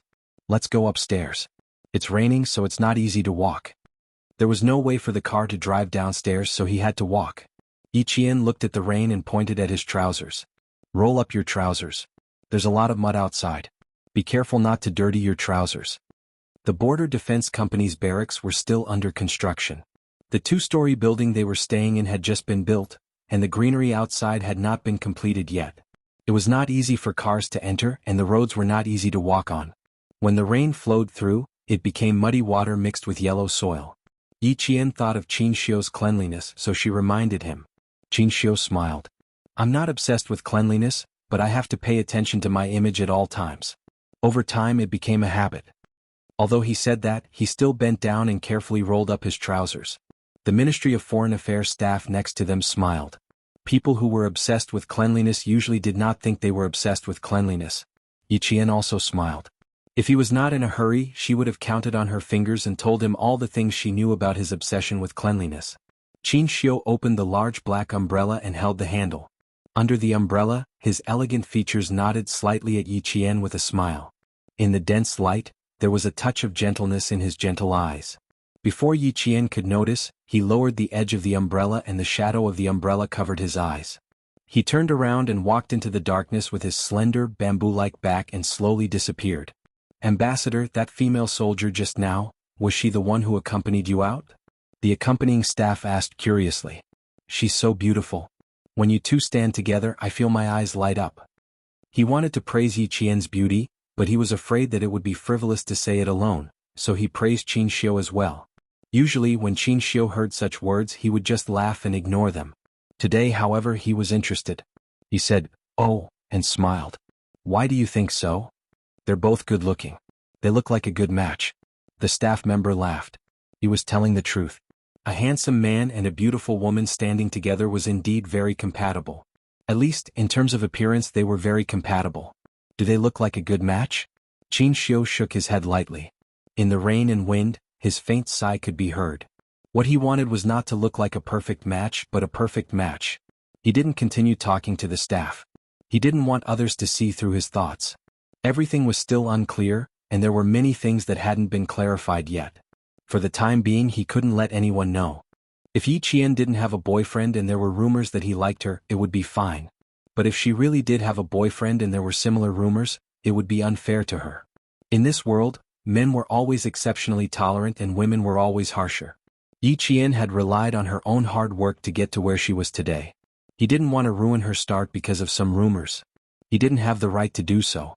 The staff member was actually still chatting excitedly. But when he saw that Qin Xiu didn't continue, the staff member, who more or less understood his personality, chose to end the conversation at the right time. The rain fell on the umbrella, and the pitter-patter sound was somewhat hurried, as if urging people to return quickly. Yi Qian stood by the corridor until his figure completely disappeared from her sight. Only then did she turn around and go upstairs. She turned around and unintentionally swept her gaze forward. She saw the man she had escorted back to her room standing at the door. His body was leaning lazily against the door frame. She didn't know how long he had been looking at her with a smile on his handsome face. Chapter 2375. Yi Qian smiled brightly, pointed to the room and whispered, "Be good and go back to your room, Captain Xia." Listening to the story tonight was indeed very enjoyable, but at the same time she did not forget about the hickeys on her neck, which made her feel very embarrassed. Xia Jinyuan knew that his sacrifice tonight would be full of twists and turns, so he closed the door behind him and walked over elegantly. He glanced at the dark rainy night in front of him and asked, why is he in such a hurry to leave? Back to the capital? He said that the Ministry of Foreign Affairs called and asked him to return to the capital. It should be something urgent. After Yi Qian answered, he looked at the man standing beside him warily and asked, "Why did you come out?" "I'm going back to my room to sleep. You should rest early." Then he pretended to yawn. She was found out by her comrade. She was so embarrassed. She was so embarrassed. Xia Jinyuan smiled slightly and said, "I slept too much during the day. When I woke up it was already dark. I don't feel sleepy anymore. I heard you talking to him just now, huh? Why, you're telling me you want to sleep with me?" That, was a little seductive and had a deeper meaning. He slowly bent down and looked at Yi Jian with a smile in his dark eyes. His thin lips curled up a little as he said slowly in a naughty manner, "Do you want to sleep with me?" Yi Qian looked over with a smile in his eyes and said, "I already slept with you. I should rest tonight." When chatting with Captain Xia, she had to constantly remind him to be thick-skinned, thick-skinned. Otherwise he would definitely be at a disadvantage and teased by him again. After a few years of working together, Yi Qian already had his own experience. Xia Jinyuan loved to exchange words with her. In the dim light, his tall and broad body leaned towards Yi Qian. Yi Qian leaned back, but he continued to move closer and said with a faint smile, "You slept with me, so shouldn't you take responsibility? How come you've just slept with me and now you're turning against me? You slept with me, so I have to sleep with you too. That's only fair, right?" Who would talk about fairness with him? Yi Qian, who knew that his kung fu was insufficient, smiled faintly. Then he quickly turned around and ran upstairs. Seeing this, Xia Jinyuan laughed in a low voice. How could she be so adorable? He really wanted to hug her and rub her in his arms. He still had to wait for a while before he went to sleep. He still had some important matters to discuss. In the end, Xia Jinyuan entered Yi Qian's room and successfully laid down on a bed. He put an arm around her shoulder and talked about the mission with the J5. "Your combat style is quite fierce and your momentum is fierce. While making your comrades feel at ease, they are also worried. They are worried that you will suddenly move forward with the next step of the battle plan, and they are also worried that they can't keep up with your pace. I discussed with J5 for a while, and we agreed that it wasn't your fault. The main reason is still us. Also, you haven't done any daily coordination training with the team. Although you have experience fighting together, you still lack a certain degree of tacit understanding." Yi Qian listened very seriously. At the same time, she was also thinking about whether she was too impatient. Sometimes she really wanted to complete the next step of the battle plan as soon as possible, but every time she had this thought, she would remember what he said, "Collective combat is teamwork, not individual action. Remember not to make individual mistakes that will affect the entire battle situation." Whenever she thought of what he said, she would endure it. She didn't expect J5 to see through her.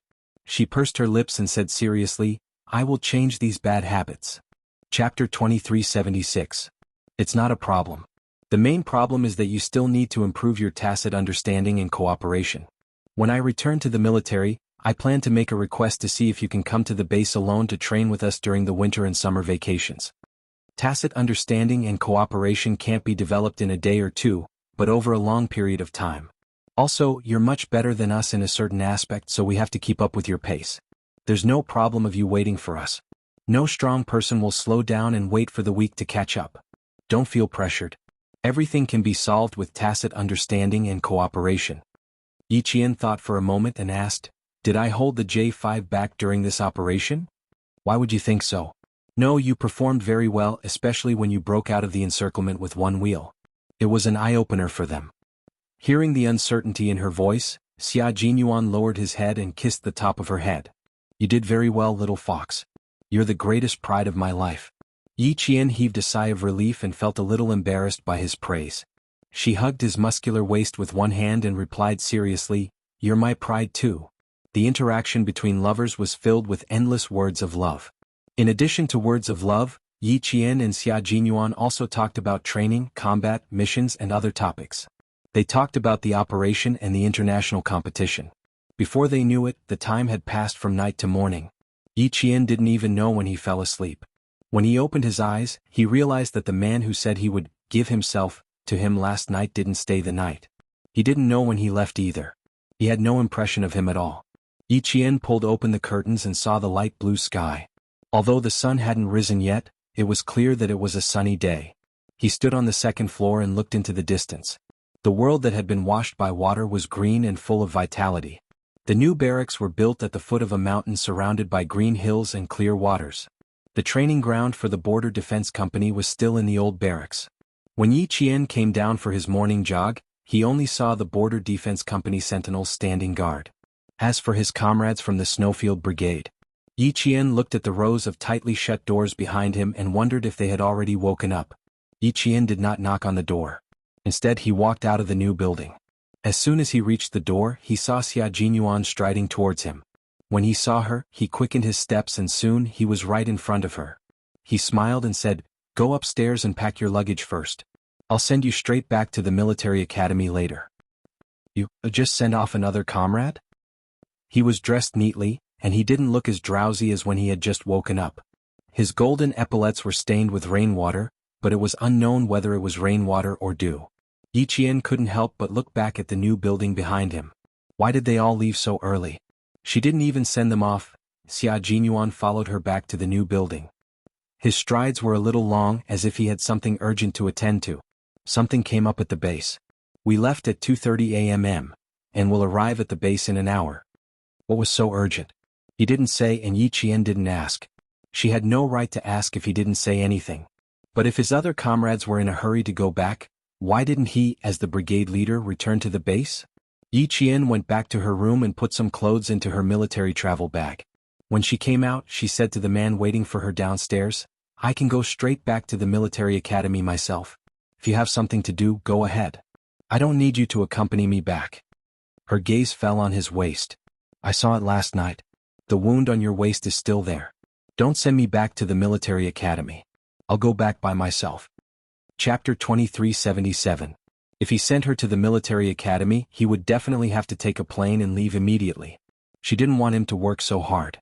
Xia Jinyuan took the light luggage from her hands and smiled. "Although I don't have much time off, I still have time to send my girlfriend back to school. Also, I just received a call from my third brother. He has something to tell you. I'll tell you as we walk." Half an hour ago, Family Xia's third brother, who was in charge of missile research and development, called and replied to what Xia Jinyuan had asked him to find out. Yi Qian strode after him and frowned slightly. "It'll take a few hours to get back to the military academy. What's so important that you need to talk about it for a few hours? Captain Xia, you need to rest now. I don't want anything to happen to you." In the end, Yi Jian's voice became extremely solemn. "I still have 3 days off. Little fox, if I can, I want to spend all 3 days with you." Xia Jinyuan tilted his head and said softly, "We don't spend much time together. Now that I have time, I just want to be with you. I want to see you more and talk to you more." His low voice was heavy and filled with helplessness. Yi Qian didn't say anything else. "Me too," she replied softly. Those few words were so affectionate that it made Xia Jinyuan's heart melt. She missed him as much as he did. "Just like how you took good care of yourself for me, I will take good care of myself too." After they walked out of the new building, Xia Jinyuan quickly lowered his head and kissed Yi Qian's cheek. "Don't worry about my injury. After I send you back to school today, I'll take a plane back to Beijing tonight." Yi Qian couldn't leave the military academy at night. Even if Xia Jinyuan was on leave, he had to go back early. Xia Jinyuan insisted, so Yi Qian took a step back. When they were about to get into the car, she gently pulled on his finger and said softly, "Take me to the airport. Don't go to my school. The flight back to Beijing is after 7. There's not enough time to take me to school." If he took her to school, he would have to go back to the airport immediately. The bumpy ride back and forth was too tiring. "All right, I'll listen to your arrangements this time." Since she had already taken a big step back, he naturally had to take a step back as well. The relationship between the two of them did not necessarily have to be competitive and win. The occasional concession was just to make the other person feel more comfortable. With his agreement, Yi Qian's footsteps became lighter as he got into the car. When they got into the car, Yi Qian realized that he was talking about his father. Yi Qian's father, Fu Yuxing, was the chief engineer of a certain missile base in the northwest. Xia Jinyuan's third brother was also working at a certain missile base in the northwest. When he found out about this from old Master Fu's house, he asked his third brother to look into it. He received a call this morning with the latest news. "Your father and my third brother are in the same production base. However, your father is the chief engineer in charge of another project. My brother doesn't have much contact with your father. This time, when he asked around, he found out that your father isn't at the base for the time being. As for where he went, my third brother doesn't know. Wherever a chief engineer goes is a secret. Even his closest colleagues don't know." Suddenly hearing the latest news about his biological father, Yi Qian's face stiffened. After a while he said, "Really? Then the letter I wrote probably won't reach him so soon. It mainly depends on when my father-in-law will come back. My brother only knows that my father-in-law isn't at the base. He doesn't know when he will leave or return to the base." Xia Jinyuan naturally changed the way he addressed his father. He called him father-in-law, as if they had been father and son-in-law for several years. Chapter 2378. Yi Qian, whose expression was a little stiff, couldn't help but laugh when he heard this. He joked, "Captain Xia, you really know how to make connections. Don't call him that too early. What if your father-in-law doesn't like it? I've already passed the old man's test, so I definitely won't have any problems with my father-in-law." Xia Jinyuan was very confident. He didn't expect that the future father-in-law he called so happily would make him suffer so much later on. Yi Qian saw this and the smile on his face deepened. He always attached great importance to her and would always think of her first in everything. He would always be the first to make arrangements. This kind of Captain Xia always made her very happy. She picked up the small bag beside her and placed it on her lap. Then she tugged at Xia Jinyuan's sleeve from under the bag. The two of them exchanged glances. Xia Jinyuan smiled and reached out to hold her hand from under the bag. It was just a date and a simple handshake with his girlfriend. Did he have to be so sneaky? Yi Qian was worried that the soldiers driving them to the airport would see them. Xia Jinyuan understood what she meant, so he let her be. As long as she liked it, it was fine. The soldiers drove them all the way to the airport. After arriving at the airport, Xia Jinyuan went to a small shop selling local specialties and bought a notebook and a pen. Yi Qian didn't know his intentions until they boarded the plane. The plane took off on time and soared into the clouds. Not long after, Xia Jinyuan handed the notebook and pen to Yi Qian. He smiled and said, "Open it and take a look." The plane was full. One of them was wearing a military uniform, while the other was wearing a cadet's uniform. Even though they were sitting together, they were well behaved. They had to be careful when they spoke and couldn't say or do anything that would damage their image as soldiers. Yi Qian smiled and took the notebook. He opened it and immediately closed it. His dark eyes glared at Xia Jinyuan. "I'm very sorry that I didn't succeed in giving myself to you last night." Such a sentence was written in the notebook. Yi Qian glanced at it, and the tips of her ears became a little hot. His hand unconsciously touched his neck. Luckily, it was still early spring when he returned to the military academy, so he would be wearing the uniform of the military academy. If it was summer, he wouldn't even be able to cover the kiss mark. Seeing this, Xia Jinyuan's handsome face slowly broke into a smile. He took the notebook from her hand and slightly touched the tip of the pen before handing it back to her. "Take a look again." "Can I not look?" Yi Qian cleared his throat and glanced at the passenger sitting on the other side of the aisle. They were seated in 2 rows of business-class seats. Fortunately, there was no one beside them. Otherwise, Yi Qian would have maintained a serious expression and refused to chat with the men beside him. Xia Jinyuan smiled and shook his head. "I can't not watch it." When he looked again, the corners of Yi Qian's mouth, which he had pretended to be suppressing, curved upwards uncontrollably. She's so beautiful that it makes my heart flutter. His handwriting was very stylish. The strokes were clear and sharp, and there was a sense of openness between the curvature. His handwriting was like his person, excellent. Yi Qian's handwriting was also very beautiful. Every word was beautiful and sharp. She wrote, Captain Xia's figure is very good. Makes my heart flutter. Unfortunately, my hand trembled in the end and ruined the mood. You want to flirt with me? Then let's flirt together. She finished writing in a serious manner and handed the notebook over. Xia Jinyuan opened it and the smile in his eyes deepened. She didn't use her mouth but instead used a pen. She was even more daring and directly exposed his dark history. The flight was 3.5 hours long. During these 3.5 hours, the two of them only exchanged notes. They didn't make any blatant moves. They flirted back and forth with each other as well as sweet words between lovers. This was also a kind of fun to get along with. When they got off the plane, the notebook was already half finished.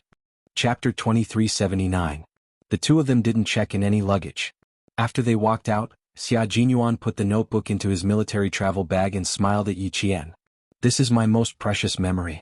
When we return to Beijing, I'm going to lock it in a safe. When we're old, we can take it out and look at it. At the same time, we can tell the younger generation how we fell in love. Seeing him put the notebook in the bag and patting the camouflage travel bag, Yi Qian smiled like a crescent moon. Keep it well. Treat it like a family heirloom. They laughed and talked about the pain of separation. Before Xia Jinyuan sent her to the bus, he pulled her to a secluded place in the airport and made out with her for a while. They kissed until Yi Qian's lips were bright red and a little swollen. Only then did he reluctantly send her to the bus and leave. Yi Qian deliberately sat at the back of the bus. Through the glass of the bus, he waited until he could no longer see the figure that was watching him leave before he sat back down. Separation was a common thing for the two of them. But even if it was a common thing, every time they parted, the bitterness in their hearts was unbearable. Yi Qian opened the window and let the cool breeze blow in. Only then did he manage to hold back the bitterness in his eyes. When he said that when they got off the plane he was just trying to make her laugh. Family heirloom? How could a notebook be a family heirloom? But it was indeed a memory that belonged to them. She didn't know what was so urgent at the base that they had to leave at 2:30 in the morning. They left so quietly and without a sound. Leaving in such a hurry. There must be something urgent. After parting with Xia Jinyuan, Yi Qian was a little uneasy.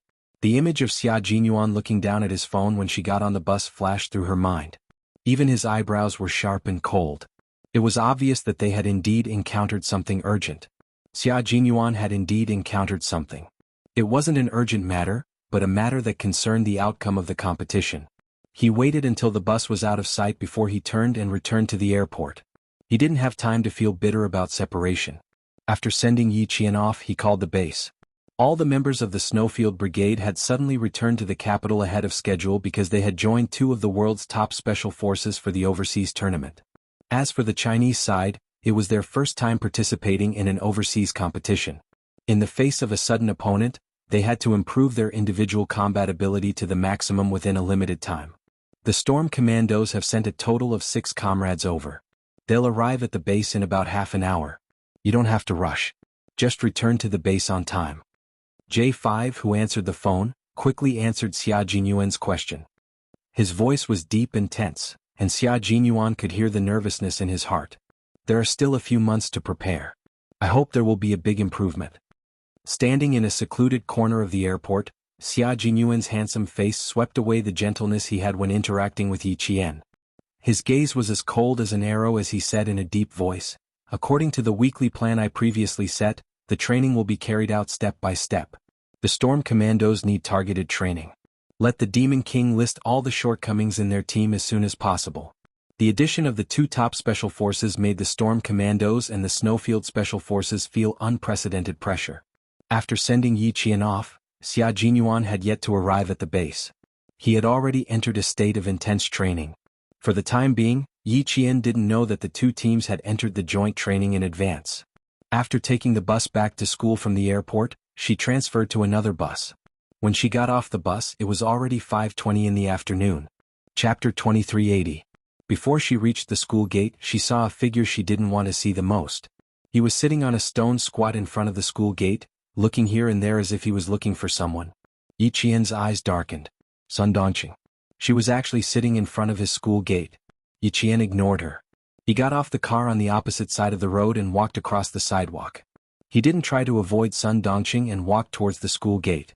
She went to Lingguo on Sunday and came back on Wednesday. She didn't have a leave slip with her and the sentry had to call the school before she could enter the school. Sun Dongqing had been waiting at the school gate for 3 days, from Monday morning to Wednesday. Even though the early spring wind chilled her to the bone, she could only endure it for Sun Ying's sake. Yi Qian. She had to wait until Yi Qian. She had to see him. Her daughter, Sun Ying, was still waiting for her to save her. She had to see Yi Qian. From sunrise to sunset, and from sunrise to sunset, it had been 3 days. Yi Qian, who was supposed to be at school, still hadn't come back. The sentry didn't allow her to enter, nor did the leaders inside. They only told her that Yi Qian wasn't at school and didn't know when he would return. Business? She was still studying. What business could he have? He just didn't want to see her. That wretched girl. She was all grown up now and knew how to give her attitude time and time again. But what could she do even if she hated her? No matter how much she hated her, she had to endure it. No matter how much she hated her, she had to wait for her daughter to come out. She tightened her grip on the black handbag in her hand and a trace of ruthlessness flashed in her eyes. As long as she saw Yi Qian, she would have a way to force him to make a move. Now she just had to wait for Yi Qian to appear. In front of the National Science University's majestic main entrance was the city's main road that connected to the river. The road was wide and there were few cars. Sun Dongqing would pay attention to every bus that stopped there. She thought that she might see Yi Qian coming back from his business trip. After looking around, she would look at the school gate, afraid that she would miss out on something. Sun Dongqing was a shrewd middle-aged woman. She had no choice but to wait and see if she could reach Yi Qian. Previously, she dared to stop the cars entering the National Science and Technology University. Later, she was scared out of her wits. Seeing that the day was about to pass, Sun Dongqing stood up and prepared to ask the sentinel again. As soon as she turned around, she saw Yi Jian. Yi Jian's classmate, Su Wen, came out to pick her up and gave the sentry her leave slip. "You're finally back." The heads of the other classes were so worried that their hair turned white. Didn't they say that the freshmen were divided into red and blue teams? The freshmen are all excited. They don't want to lose too badly. Yi Qian had only been here for a few days. Su Wen felt like she had not seen him for months. She told Yi Qian everything that had happened in the past few days. "Now that we see the seniors in the 3rd year, we feel a little scared. Do you think that if we build a good relationship with them, they will go easy on us during the exercise?" "Go easy on them?" Yi Qian raised his hand and lightly knocked on her forehead. He splashed a bucket of cold water on her. "Comrade, the exercise is a battlefield. Have you ever seen a battlefield where people go easy on them? You attended military school for half a year. Comrade, where did your comrade's comrade go?" Chapter 2381. His tone was unusually cold and stern. "Ha ha ha." Su Wen laughed awkwardly. "I was just joking. I wouldn't dare to go easy on you." "Su Wen, this kind of joke is not a joke. It directly lowered your IQ. If the instructor hears this, do you think your physical training will be doubled?" Yi Qian did not stop because of her awkwardness. He seriously told his comrade, "First of all, you have to remember that the drill is not a joke. It's not something that can be fooled by laughing and having fun. Treating every drill seriously is also a form of respect for your own life.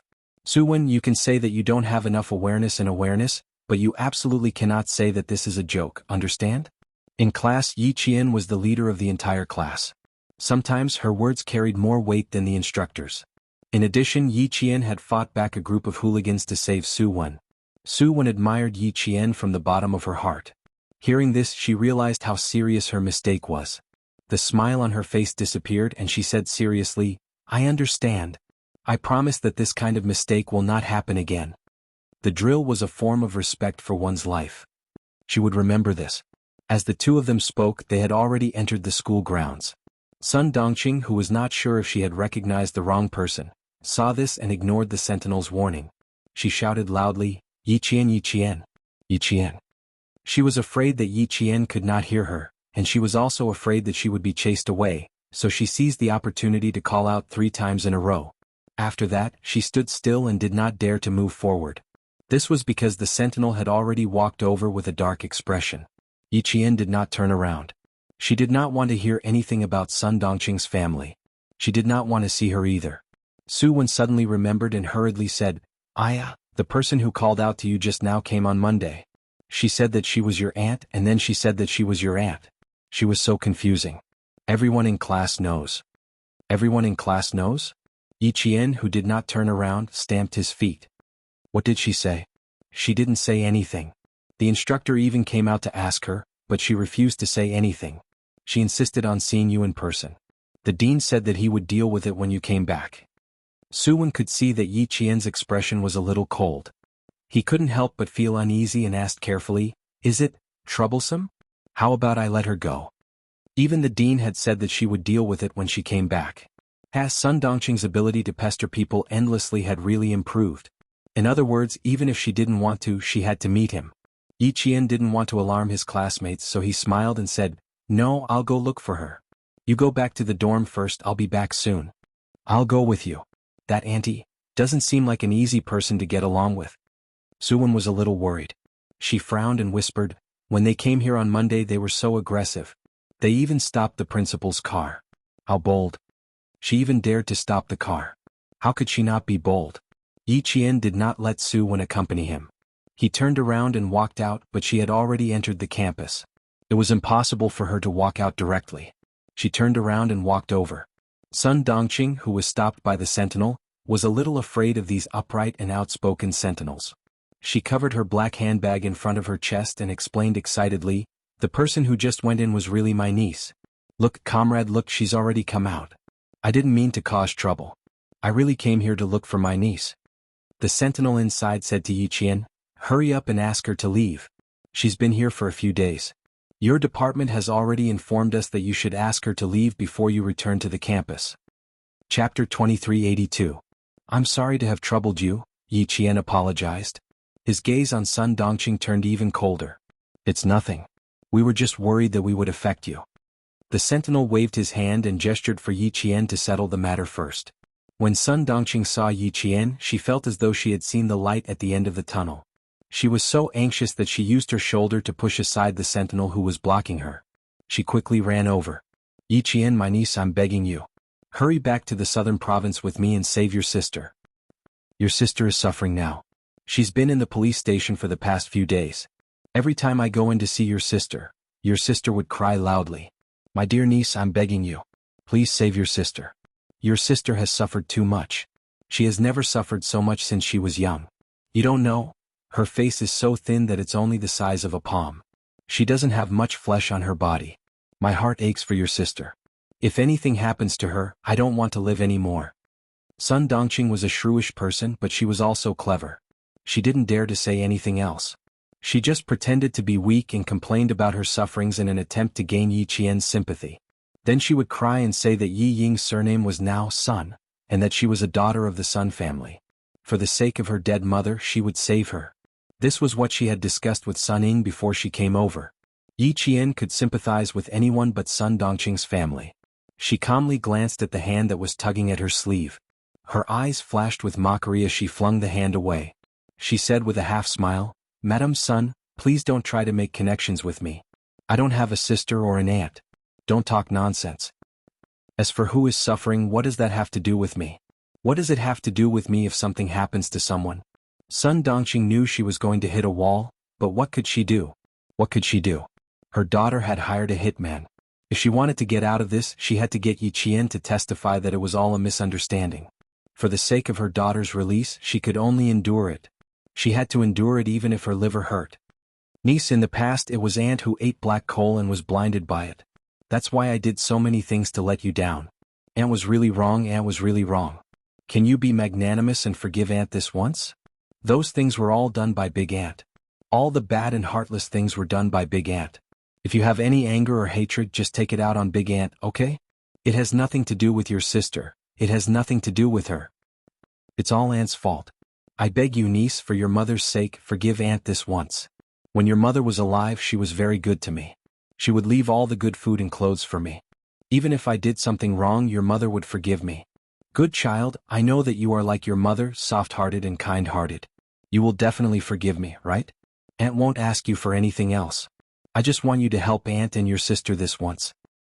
The police station is really not a good place to live. Your sister suffered too much in there. She cried every day and was afraid every day. She didn't even have a good night's sleep. Every time Aunt saw her, Aunt hated that I couldn't go in and save your sister. Sun Dongqing wiped her tears, but her eyes kept darting around. Seeing that Yi Qian was unmoved, she became even more anxious. What to do, what to do? How could this wretched girl be so ruthless? She didn't save her sister. She didn't even save the person closest to her. Chapter 2383. The hatred from the previous life and the hatred from the previous life were added to the old hatred in this life. To Yi Jian, it was already merciful that she did not add insult to injury. But Sun Dongqing still had the audacity to beg her. Sister? If there's a problem, she's referring to her aunt and sister. Did she really think that Yi Qian was easy to talk to and easy to bully? Yi Jian, whose eyes were getting colder and colder, laughed out loud. She lowered her eyes and looked down at Sun Dongqing. Sun Dongqing, everything that you and Ying have done. Everything that you've done, everything that you've done, everything that you've done, she pointed at her chest, her voice even colder than the cold wind of early spring. I remember it all. I remember it all. I don't dare to forget it. Sister? Sun Dongqing, are you even worthy? Don't mention my mother. You have no right to mention my mother.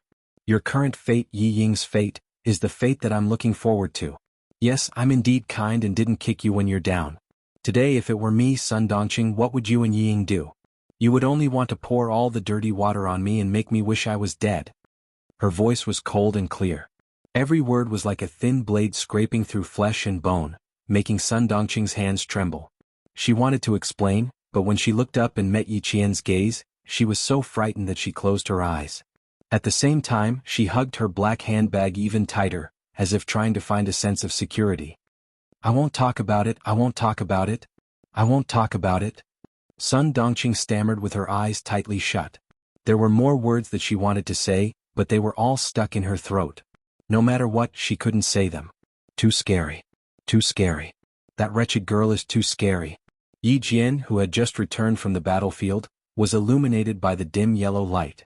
Her face was gloomy and ruthless, and even her dark eyes were filled with bloodthirst, which made people feel intimidated.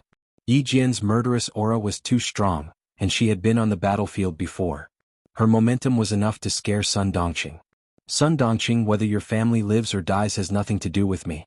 Whatever you want to do, don't even think about messing with me. As for your daughter, don't you think it's retribution? You want me to save you?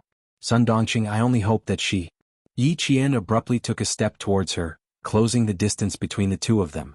Then he slowly lowered his head to Sun Dongqing's ear, who still did not dare to open her eyes. He chuckled coldly, I only wish for her to suffer a fate worse than death. Why would I save her? He only hoped that he would suffer a fate worse than death. Sun Dongqing's teeth were chattering and her knees were weak. She couldn't control her body properly and her legs gave way. She fell to the cold ground and the bag in her hand fell from her hand. Yi Qian, you're too cruel. How can you be so cruel? That's your sister. Ying is your younger sister. She couldn't accept Yi Qian's indifference. It shouldn't be like this. She was already begging him, what else could she do? What else did he want her to do?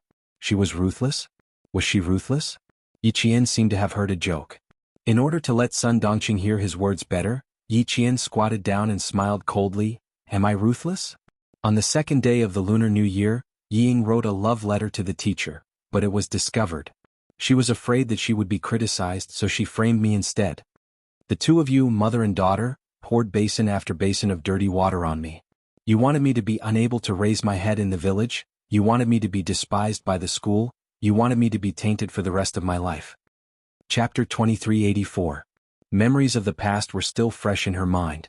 She had been tortured twice in both her previous and current lives. How could she forget?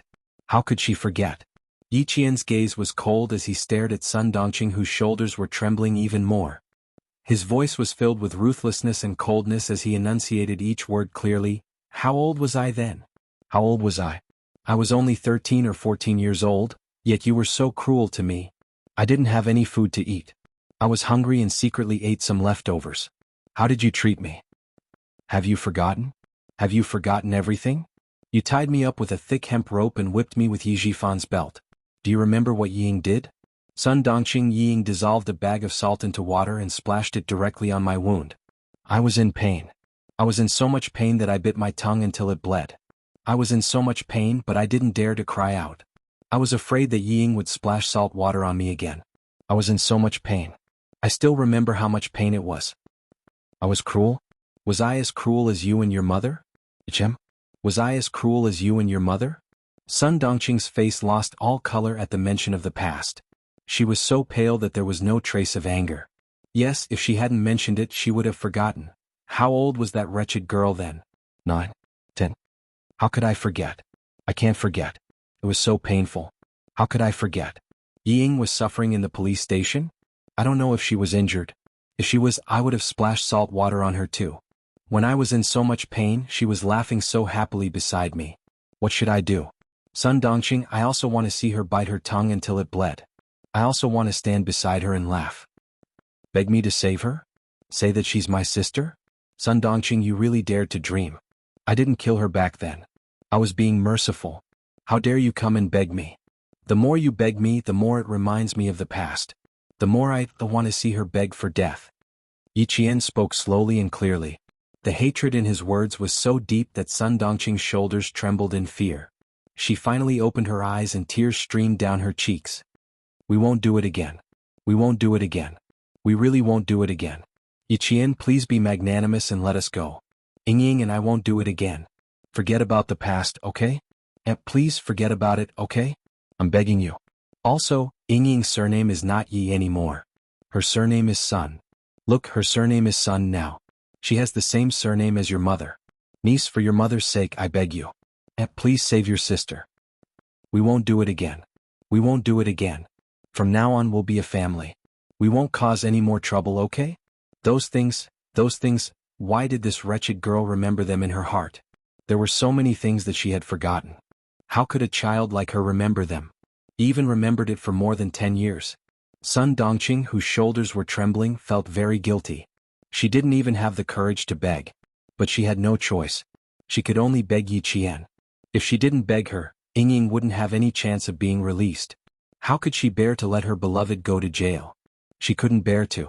After the divorce, she could only rely on her daughter in the future. If she couldn't even protect her daughter, how was she going to live the rest of her life? How was she going to live? Yi Qian's words made Sun Dongqing really scared. She was so scared that her whole body couldn't help but tremble. No matter how scared she was, she could only endure it. Where's her bag? Where's her bag? Where's her black bag? Chapter 2385.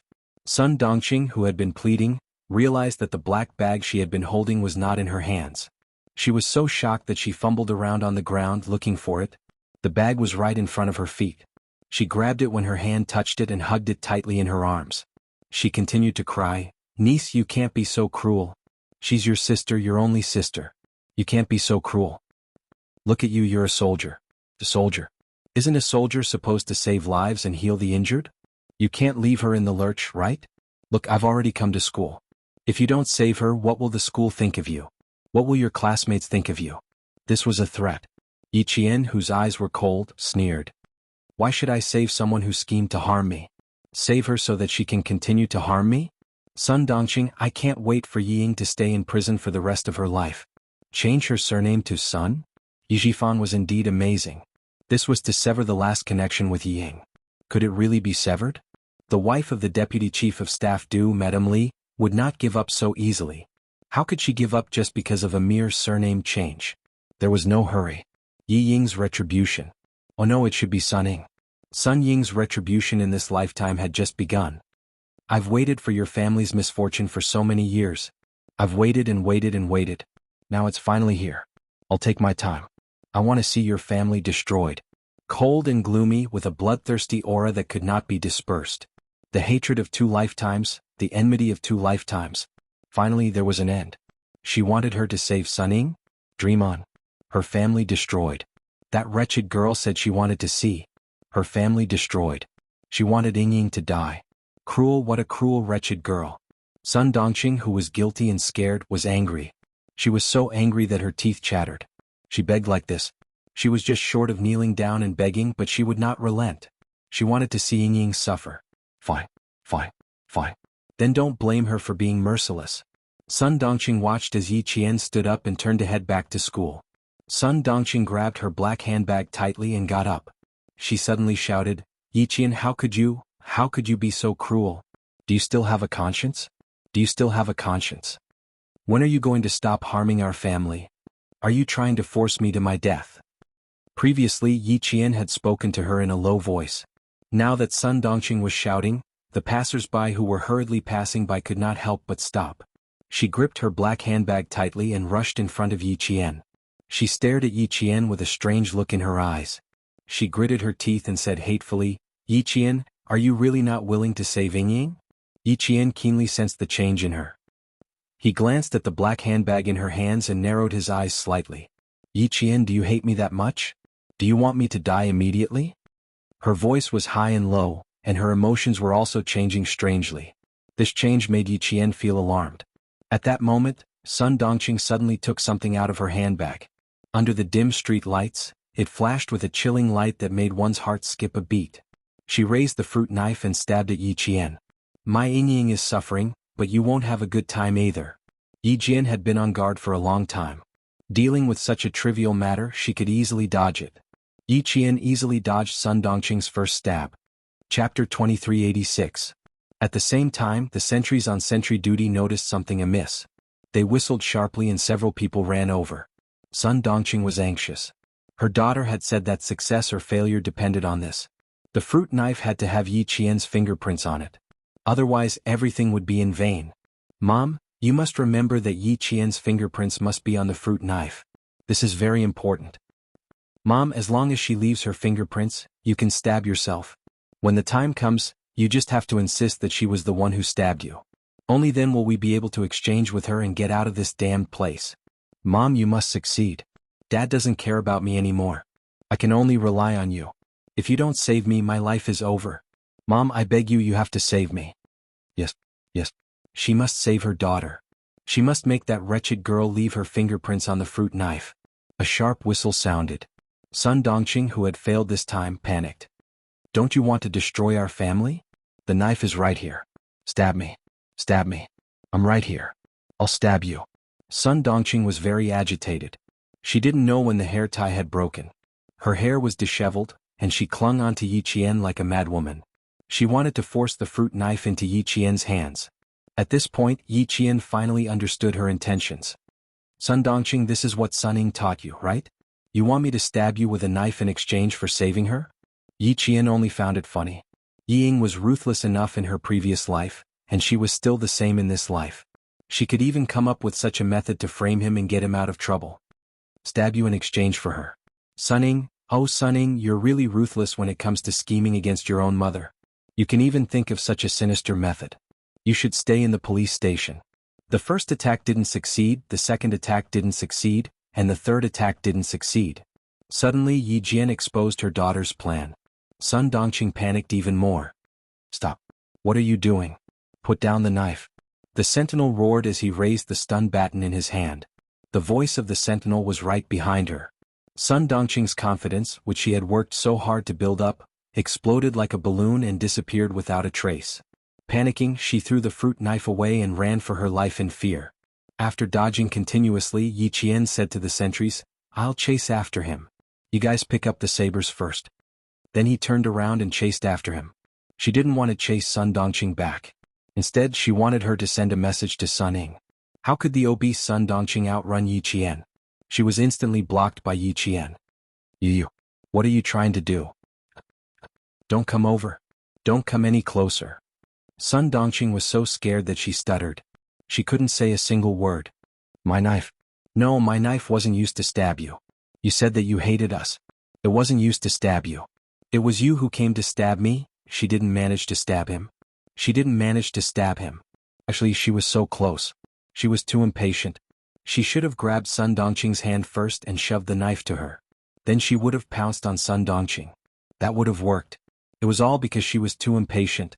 Yi Qian looked at Sun Dongqing's anxious expression and said mockingly, "Go back and tell Sun Ying that her trick didn't work. Even if there were 10 Sun Dongqing, it wouldn't work. Also, tell her that even though I'm a military academy student, I'm not that easy to bully." Chapter 2387. With that, she gently stroked her left wrist with her right hand, and the silver wire was in her hand. Before Sun Dongqing could react, Yi Qian had already circled behind her. At the same time, The silver wire that carried a trace of her body temperature wrapped itself around Sun Dongqing's neck. Sun Dongqing screamed in fear as something suddenly wrapped around her neck. She wanted to reach out to touch it, but something cold slid past her palm, followed by a piercing pain in her palm. By the time she realized what had happened, her palm was covered in blood. Blood from her palm. Ah! Sun Dongqing screamed in fear at the sight of the blood on her palm, but she was immediately delighted. She was injured and bleeding. Yi Qian was the one who hurt her. She was the one who hurt her. She had committed the crime of intentional assault. Other than intentional assault, there's also the crime of self-defense. Sun Dongqing, you raised the knife just now. There are surveillance cameras all around our school. Our school's sentinels saw you trying to stab me with a knife. Sun Dongqing, why don't we go to the police station and see how long you'll be sentenced to? Yi Qian seemed to know what she was thinking. He slowly put the silver wire back on her wrist and analyzed the situation for Sun Dongqing. Intentional assault. Wouldn't that be? Wouldn't she have committed the same crime as Ying? Sun Dongqing's scalp tensed up when she heard that. She didn't dare to stay any longer. She didn't even dare to treat her wound.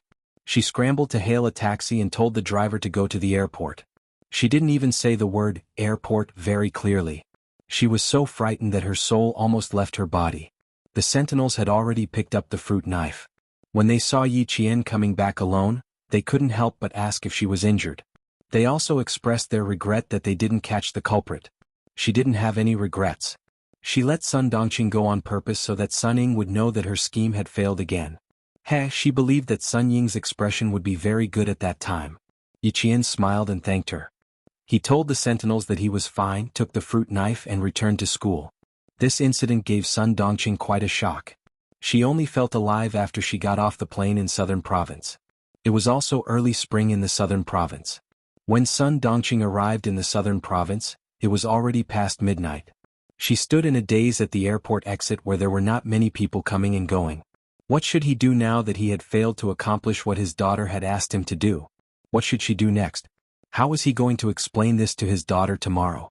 What should I tell my daughter? We're finally back in the Southern Province. Hubby, I won't accompany you on your business trips anymore.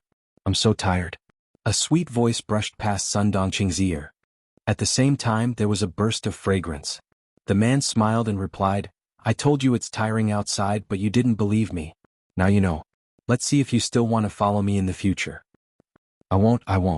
Hubby, you've worked hard. I'll cook a table of delicious food for you tomorrow. The woman's voice was still so sweet and full of happiness, but it was so harsh in Sun Dongqing's ears. Hubby. The hubby this woman was talking about was none other than Sun Dongqing's ex-husband, Yi Zhifan. Yi Zhifan hugged his young girlfriend who was 17 years younger than him with one hand. Along the way he didn't attract much attention. He, who was 6 or 7 years younger than his actual age, hugged his girlfriend who he had just officially started a relationship with 2 days ago. He smiled and said, Okay, I'll get off work early tomorrow. Chapter 2388. Yi Zhifan no longer had any feelings for Sun Dongqing. Now there was no evil woman by his side, nor was there a burden on his daughter.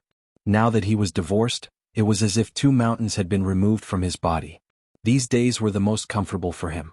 The Commission for Discipline Inspection carried out a comprehensive investigation in the Southern Province. The situation in the Southern Province was strange. Within a day, several government officials were pulled down from their positions. Only he was allowed to be investigated by the Commission for Discipline Inspection. An upright person was not afraid of a crooked shadow. He had been cautious and conscientious for so many years and did not dare to take any bribes. Investigate. The more they investigated, the happier he would be. What? Everyone in the Southern Province was in danger, but he was the only one who was clean. What did this mean? It meant that he was clean and honest. It meant that he was a practical person. The more people above him were removed from their positions, the more advantageous it was for him. The more vacancies there were, the more opportunities he would have. So what if he had a girlfriend who was 17 years younger than him in his arms? He was a divorced chief of the Urban Construction Bureau. He did not cheat on his marriage. After the divorce, he needed a family and a virtuous wife to take care of him. Who could say anything about him finding a girlfriend who was 17 years younger than him? Hearing his girlfriend's voice full of admiration, Yi Zhifan, whose self-esteem was greatly satisfied, laughed heartily. Perform well and improve your cooking skills. In the future you can cook for our son. Yi Zhifan had one good thing. No matter how bad he was very loyal to the people he loved, especially to his family. He also did not have the bad habit of playing with women. Although the woman beside him was 17 years younger than him, he was dating her with the purpose of marriage. In addition, he had power in his hands and was a famous Confucian official in the southern province. In fact, he did not lack admirers. After the divorce, many of his colleagues began to become matchmakers. Yi Jifan rejected them one by one. He did not dare to marry his colleagues for fear that one day it would implicate him. Therefore, he went to a state-owned enterprise to find a girlfriend with a stable job. He brushed past Sun Dongqing with a face full of happiness. He didn't notice that his ex-wife had a ferocious look on her face at this moment. When she heard the words, "Cook for our son again," Sun Dongqing, who had been suppressing her temper all this time, completely exploded. She ran around everywhere for her daughter, begging everywhere. And he was holding a shameless bitch and showing off everywhere. Son. Since when did Yi Jifan have a son? He only had one daughter. His only daughter was still in the police station. Sun Dongqing was so angry that her whole body was trembling. She clenched her teeth tightly. Her facial features were distorted, and the aura she exuded made the passers-by instinctively stay away from her. When they glanced at her from the corner of their eyes, they couldn't help but point at her. Yi Jifan. Yi Jifan. She was furious and her voice was bone-chilling. This time, Sun Dongqing did not suddenly fly into a rage. Since Sun Ying was sent to prison, her insufferably arrogant temper could be said to have been restrained a lot. There was no other way. Her biggest backer was gone, and she no longer had the confidence to throw a tantrum as she used to. Clutching her handbag tightly, she approached the two figures in front of her step by step. She heard the woman's sweet laughter and Yi Jifan's deep laughter. It was ear-piercing. It was too ear-piercing. No wonder she agreed to the divorce so quickly. No wonder she left with nothing. It turned out that there was already a slut waiting for him outside. The more Sun Dongqing thought about it, the more hatred she felt. The more hatred she felt, the more venomous her eyes became. Chapter 2389. Sun Dongqing approached with light steps. When she was only a few steps away, she suddenly stopped, bent down, and took off her heels under everyone's strange gazes. The floor was cold, but Sun Dongqing, who was burning with anger, didn't feel cold. She only had eyes for the two figures in front of her. She stared at them with a venomous hatred, like a vengeful viper, and the cold light it emitted was chilling. Sun Dongqing knew Yi Jifan well. Facing Yi Jifan, she could keep her composure more than facing Yi Qian. There were fewer people in the airport in the early hours of the morning. If she didn't escape in time after the fight, she would definitely be caught by the airport security. She couldn't be caught. Her daughter, Ying, was still waiting for her to save her. Parking lot, that's right. Yi Jifan must have driven. He would definitely leave with that bitch in a car.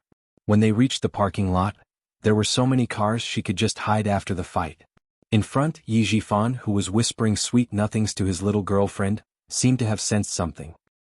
He raised his hand to touch the back of his cold head and turned his head to look behind him with a cold gaze. There were only a few passengers who had just gotten off the plane behind him. Other than them, there was no one else. Yi Jifan, who was frowning, looked around worriedly, but didn't find anything. He turned back and said in a low voice, "It's late. We have to go to work tomorrow. Let's walk faster." Ever since Sun Yaozu was mysteriously killed, Yi Jifan had been very careful about his own safety. Once he found something wrong, he would immediately be alert. Just now, he clearly felt that someone was looking at him from behind, but when he turned his head, he didn't find anything. The woman in his arms was an obedient one. Hearing this, she nodded obediently. "Okay, let's walk faster. Your dorm is still a bit far from mine." They had only known each other for a few days, and their relationship had just been confirmed. For safety's sake, Yi Jifan didn't immediately choose to live together. His thoughtfulness made the woman in his arms even more satisfied with him. He had power and influence, and it was rare that he was considerate and not fickle in love. Even if he was divorced, he did not have any children left behind by his ex-wife. Even her family members said that Lu Yao had a good marriage. If she could, she would get married on May 1st of this year and give birth to a son as soon as possible so that she could completely control the man. The two of them quickened their pace. Sun Dongqing, who was hiding behind the pillar, stared at them coldly. She glanced at the direction they were heading. It was indeed the parking lot. The parking lot in Nan province was an open-air parking lot. One had to cross a road that was used by the airport buses. Just as Yi Jifan was crossing the road, he suddenly felt a strong wind coming from behind him. Bitch. Broken shoes seducing a married woman. I'll beat you to death, you broken shoe. Sun Dongqing, who was holding the shoe in her hand, exploded. She used the hard heel of the shoe to hit the back of Lu Yao's head. Not only did she hit the back of Lu Yao's head, but she also raised her foot and kicked the slender Lu Yao, who had a slim waist and long legs, to the ground. Lu Yao had never been treated like this before. A sharp pain came from the back of her head, and she was so scared that she screamed repeatedly. Before she could fully react, she was kicked in the back by the woman who had insulted her. How could she stand firm in her high heels? She staggered a few steps, and the sharp heel of her shoe didn't stabilize her. She screamed and fell to the ground. The unforeseen event happened so suddenly that even though Yi Jifan was on guard, he couldn't completely guard against Sun Dongqing, who wanted to kill him. He was stunned. Hearing her disgusted voice, Yi Jifan was relieved. At least it wasn't Sun Yaozu's murderer who attacked him. Sun Dongqing's fighting ability was very strong. It only took a few seconds for her to hit Lu Yao. After that, Sun Dongqing turned her target to Yi Jifan. Chapter 2390. Sun Dongqing. You shrew. Yi Jifan was furious. He grabbed Sun Dongqing's right hand, raised his hand, and was about to slap her. Sun Dongqing couldn't let it go. She jumped up and made a scene even more fiercely. Yi Jifan, you bastard. No wonder you're in a hurry to divorce me. You've already raised a slut outside. You want to be with a slut after divorcing me? You're fucking dreaming. Ying cries and shouts in prison every day. What about you? You wander around with a slut in your arms. You bastard. You're not human. I'll fight you to the death. I'll fight you to the death with my life. The fat Sun Dongqing had brute force. Coupled with the fire in her heart, she couldn't wait to chop this despicable man and woman in front of her into pieces. Her brute force was even greater. Yi Jifan wanted to hit her, so she threw herself at him without any regard for her life. TSK, Yi Jifan, who had always carried the authority of an official, was no match for Sun Dongqing. Just like that, his face was scratched by Sun Dongqing's 5 fingers. After a burst of burning pain, several scratches were left on his face. Yi Jifan was also angry. He thought that he had done right by Sun Dongqing and Sun Ying. Before the divorce, he had always been considerate of his family and Sun Ying. In the end, he was almost implicated by this stupid mother and daughter. If he hadn't escaped quickly, even if the Discipline Inspection Committee didn't have any evidence against him, with Madame Li's power, she would have forcefully blamed him. Sun Dongqing. You've gone too far. Yi Jifan was rarely violent. In all these years, only Sun Ying had offended Madame Li, and that was when he became violent. Now that he was being forced by Sun Dongqing and the future wife he had set his eyes on was beaten by her, anger rushed to his face. He roared and grabbed Sun Dongqing's hair. This time, 2 slaps landed on Sun Dongqing's face. Slap, slap. 2 crisp slaps rang out, causing Sun Dongqing's cheeks to burn with pain. Bastard. How dare you hit me? I'll fight it out with you. Sun Dongqing vented all the anger she had accumulated over the past few days. She pounced, bit, and hit like a lunatic. Her daughter was still sitting in prison, and that damn girl Yi Qian didn't even try to save her. Her ex-husband carried a slut in his arms and showed off in front of her. Those officials' wives who had tried to curry favor with her in the past all avoided her. There were even some who made sarcastic remarks about her, saying that she deserved her fate today. For the sake of this family, for the sake of Yi Jifan, she had endured the old woman's death for decades. Now that she finally had a good life, Yi Jifan, that bastard, divorced her for the sake of that slut outside. Since everyone wanted to make life difficult for her, then no one would be able to live well. Sun Ying's personality was actually very similar to Sun Dongqing's. They were both people who couldn't bear to see others doing well. The only difference was that Sun Ying was better at hiding things. Yi Jifan, who had been bitten a few times, was so angry that he lost his composure. His arm was bitten hard by Sun Dongqing, and the excruciating pain caused him to have no choice but to kick her. He kicked Sun Dongqing's stomach, but it didn't open. He kicked again. Sun Dongqing screamed in pain.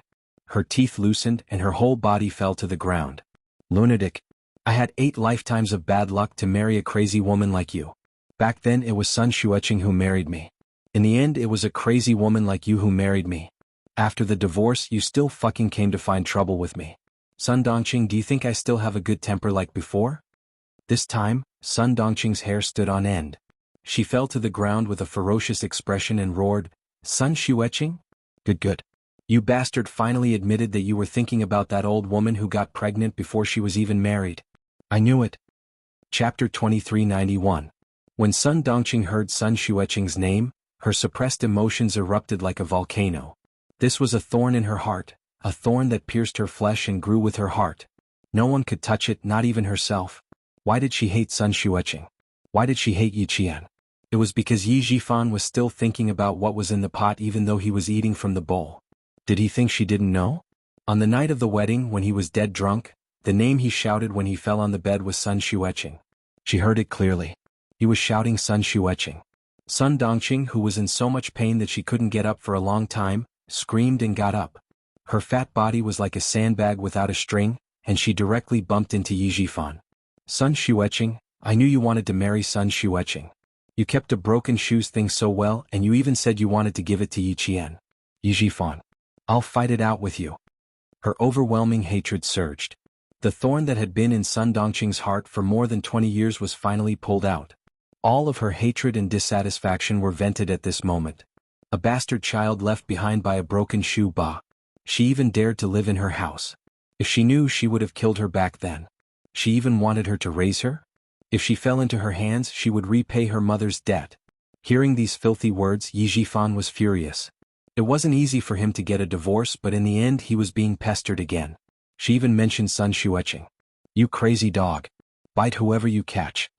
Seeing the bulky body pouncing over, Yi Jifan gritted his teeth and had no choice but to retreat. He didn't want to argue with a lunatic in public. Fortunately, it was the middle of the night and there was no one around. Otherwise he wouldn't be able to show his face. Yi Jifan treasured his reputation the most. He couldn't tolerate Sun Dongqing's actions and avoided her unreasonable pestering. He stumbled and almost fell a few times. If you missed that short-lived broken shoe so much, why don't you go and accompany her in the underworld? Why do you let your short-lived brother accompany her? Your brother-in-law misses his sister-in-law. Yi Jifan, to think you're an official. I'm going to sue you, I'm going to sue you.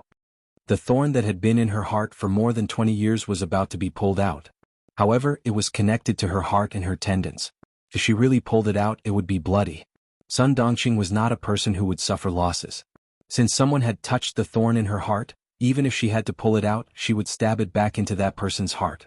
She, who was never merciful with her words, now that things had come to this point, she did not want to let anyone have an easy time. You don't dare to admit it, you're a coward? You're thinking about your sister-in-law. If you're so capable, why don't you go and snatch her back? Why are you angry? Or did I hit you? I've been with you for more than 20 years. How can I not know what you're thinking? On the night of the wedding, you were so drunk that you even shouted for Sun Xueqing. Yi Jifan, don't think that I don't know. I didn't tell you. Now that there's nothing left, you won't have a good time either. Sun Dongqing, who had failed the first time and the second time, didn't want to waste any more energy. She had been running around every day for the past 10 days. Because of her daughter's matter, she hadn't had a good night's sleep. After using all her strength, it was as if she had used up all her energy. She was panting like a cow and could only rely on her mouth to anger Yi Jifan. Yi Jifan was indeed angry from embarrassment. Sun Dongqing still dared to talk nonsense about something that had happened so many years ago. This crazy woman, even if it was a good thing, it would turn into a bad thing in her mouth. Chapter 2392. He was so angry that he rushed over with bloodshot eyes and grabbed Sun Dongqing's collar. Sun Dongqing, who do you think you are? He said with a vicious look on his face. I gave you face but you don't want it. What's wrong with Sun Xueqing? Sun Xueqing is your sister. How can you compare yourself to her? Are you even worthy? I'm thinking about sister-in-law? I went to the same school as Sun Xueqing. I knew her before my brother. That's right. Back then I thought I was marrying Sun Xueqing. I didn't even want to marry her. Not to mention you. But if I fucking marry you, I'll accept it. All these years when you argued with that old woman, I fucking sided with you. I'm warning you, Sun Dongqing. If you fucking talk nonsense again, I'll make your life worse than it is now. After saying that, Yi Jifan pushed Sun Dongqing out. He took out a wet tissue from his pocket and wiped his hands as if he had taken something dirty. Idiot, idiot. He must have been blind to have married such an idiot for more than 20 years. After the argument, she had pulled out the thorn in her heart. In the end, she heard Yi Jifan say that he didn't even want to marry Sun Xueqing. Then why did she hate Sun Xueqing all her life? Was she wrong to even hate her? She didn't believe it. She didn't believe it. Yi Jifan, this bastard, was thinking about Sun Xueqing. She wasn't wrong. He was thinking about Sun Xueqing. How could Sun Dongqing, who was still angry in her heart, accept the truth. At this moment she only had one thought in her mind, and that was to fight it out with Yi Jifan. Even if they were divorced she would drag him to death. Sun Dongqing, who didn't have much strength in her body, pounced over again. Yi Jifan was full of energy and could deal with a woman. Moreover, Sun Dongqing didn't have much strength now. When she pounced over he could reach out and push her away. If he couldn't push her away he could kick her away. A man's strength was always greater. Sun Dongqing was kicked down by Yi Jifan again. Yi Jifan's eyes flashed with obvious disgust when he saw Sun Dongqing lying on the ground like a pile of meat. Sun Dongqing's body was so slender that he could hug her with one arm. He remembered that Sun Dongqing had suffered together with him when they were young. No matter how many women there were outside, he did not touch any of them. Now that he had tasted other women and looked at Sun Dongqing, he lost his appetite. Your sister deserved a short life. She always ran into things that she shouldn't have. She died early, but there's still a scourge like you. What an idiot. I've lived with you for more than 20 years and I've had enough. A stupid woman dragging a stupid thing. Save her? Can you fucking save him? At the mention of Sun Ying, Yi Jifan was so angry that his chest heaved up and down. He lowered his voice. Who would dare to save that stupid thing? Who the hell would dare to save him? Madame Li has said that whoever dares to save Sun Ying in the southern province will be going against the Li family. However, Sun Dongqing was suddenly awakened by his words. Bumping into something that she shouldn't have bumped into? Back then, what did Sun Xueqing do when she bumped into Yi Jifan? Was she really wrong to hate him? Yi Jifan, that bastard, was not thinking about Sun Xueqing. He was afraid of Sun Xueqing. No.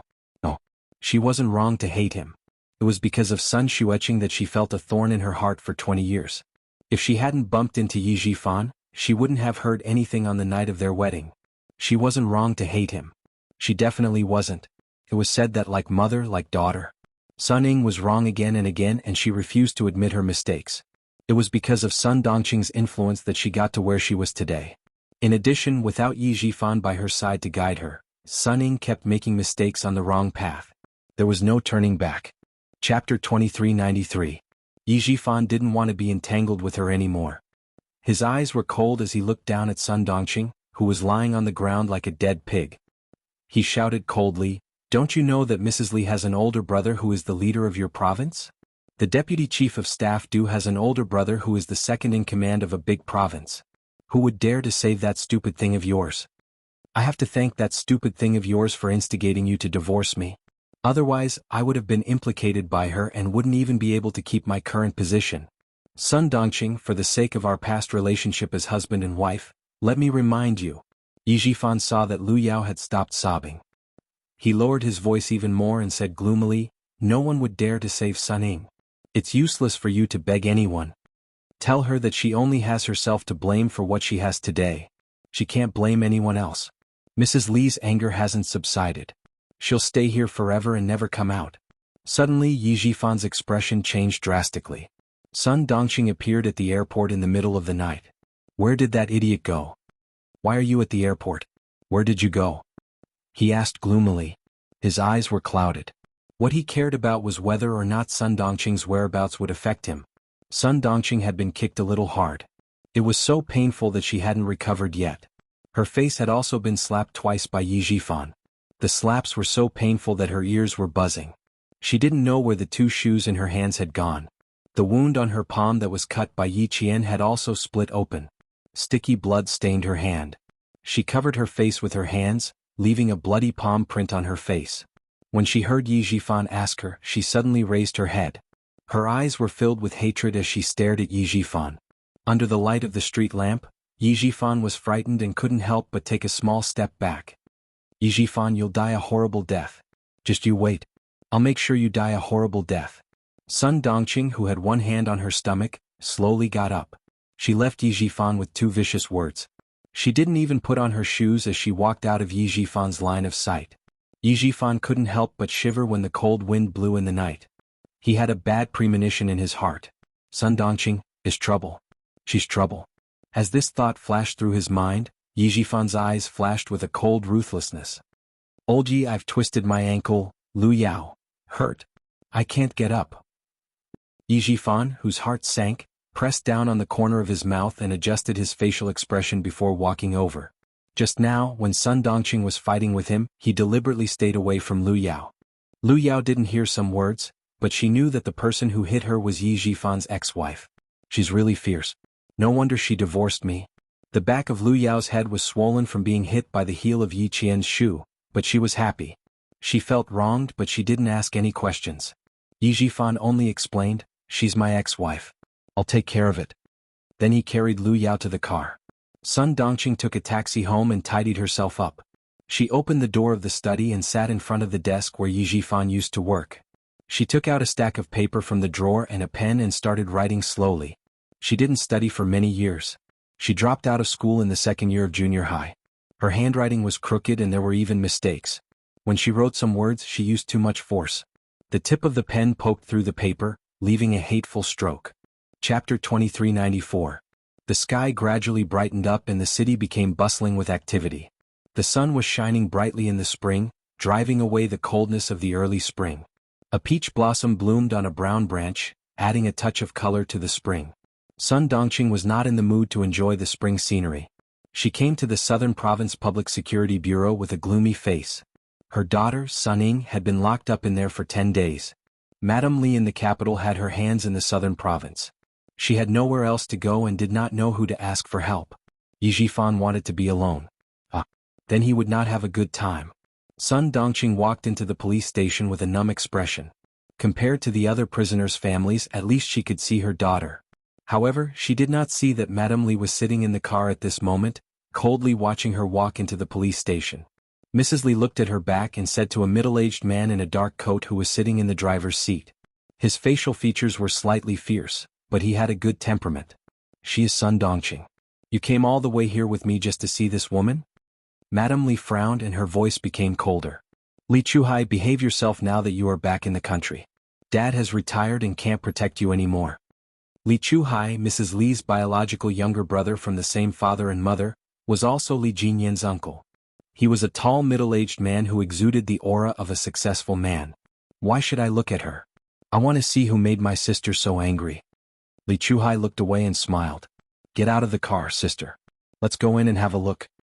Madame Li looked at her brother and nodded slightly. She pushed the door open and got out of the car. Inside the police station, Sun Ying saw Sun Dongqing and cried loudly. She rushed to the window and shouted, "Mom! Mom! Why did you come so late? Why did you come so late?" She slammed the window and looked at Sun Dongqing from head to toe. The light in her eyes dimmed little by little. It didn't work. It didn't work. Mom didn't have any injuries on her body. Sun Dongqing saw her daughter's appearance and her numb expression finally changed. Tears came out of her eyes. Sun Ying was not a felon and she was sent back by the army. Not only could Sun Dongqing visit her, but she could also go in and talk to her face to face. "Mom, have you found Yi Qian yet? Did you see her? Did you do what I asked you to do? Did you do as I said?" The 10 days in prison made Sun Ying's personality even weirder and sharper. She didn't like anyone and wanted to stab anyone she saw. Seeing that Sun Dongqing was not injured at all, Sun Ying could not accept it. After the prison guard left, she screamed, "Mom, are you afraid to do it? Isn't that right? Isn't that right? Mom, you're too heartless. How can you be so heartless? You watched me suffer, you watched me get locked up. You didn't even help me for your own sake. Mom, how can you be so heartless?" She had lost control of her emotions and was shouting like a madwoman. Hearing her questioning, Sun Dongqing burst into tears. "Ying, I have no other choice. Mom had no other choice. That wretched girl Yi Qian didn't help at all. Mom followed your plan, but it was useless. It was completely useless. Why was it useless? My plan was so good. Why was it completely useless?" Sun Ying refused to accept it. She thought that Sun Dongqing couldn't bear to stab her. "Doesn't she hate you? You already handed the knife to her. Even if she didn't stab you, she would have subconsciously snatched the knife away." Chapter 2395. Sun Ying didn't believe it. She couldn't speak loudly, so she grabbed Sun Dongqing's wrist tightly and questioned her. "Mom, is it because you don't want to stab yourself? Isn't it? Isn't it?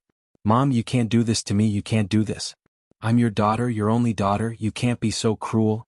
You have to save me, I want you to save me." Sun Ying, who couldn't accept the reality, was still the same as before. She habitually pushed all the blame to others, thinking that she was innocent and right. If others didn't do as she asked, then they were in the wrong. Being in such a difficult situation, not only did she not reflect on herself, she became even worse. Her fists landed on Sun Dongqing's body one after another. Sun Dongqing, who didn't feel pain physically, let Sun Ying vent her anger. What could she do? She had no choice at all. When Sun Ying had no more energy, Sun Dongqing spoke with a hoarse voice, gritting her teeth and telling her what happened yesterday. Ying, as long as I can save you, even if I have to die now, I'm willing. Mom did what you asked, I even pulled out the knife, but that wretched girl is too powerful. Mom is no match for her at all. Mom is more anxious and distressed than anyone else when you're locked up here. But Mom has no choice. I begged that wretched girl, I said a lot of good things, but that wretched girl is too cruel. She's too cruel. She didn't save anyone, she didn't inherit any of her mother's good traits. No matter how I begged, she wouldn't let go. Mom has no choice, Ying, I'll come in and accompany you. When Sun Ying heard that her plan didn't succeed and Yi Qian escaped, all the energy in her body was drained, and she fell limply from the chair to the ground. Yi Qian. She hated it so much. She hated it so much. Why did she have to be locked up here? Why did Yi Qian get to enjoy all the glory outside? Why didn't he kill her? Why didn't he kill her? Hate, too much hate. A bastard, a worthless thing, why couldn't she deal with her? No, she couldn't just let it go. She still had to go out and find Yi Qian, she still had to go out and find her. She had to get out, she had to get out. Mom, we can't just let it go like this. Dad, Mom, I still have Dad. I beg you, please beg Dad again. Ask Dad to save me. Mom. At the mention of Yi Jifan, Sun Ying's lifeless eyes lit up again. She grabbed Sun Dongqing's wrist tightly. Mom, go and beg Dad. Ask Dad to think of a way. I'm his daughter. If you go and beg him, there's no way he won't care. He'll definitely care about me. Daddy will definitely take care of me. Sun Ying was very agitated. Her nails, which had not been trimmed for more than 10 days, dug deep into Sun Dongqing's wrist. Sun Dongqing did not even realize it. In order to get herself out, Sun Dongqing did not care about anyone or anything. It's useless, Ying. It's useless. Yi Jifan has already found a young and beautiful slut. He even plans to have a son with that slut. Ying, your surname is Sun now, not Yi. It was you who forced Mom to divorce and agreed to change your surname.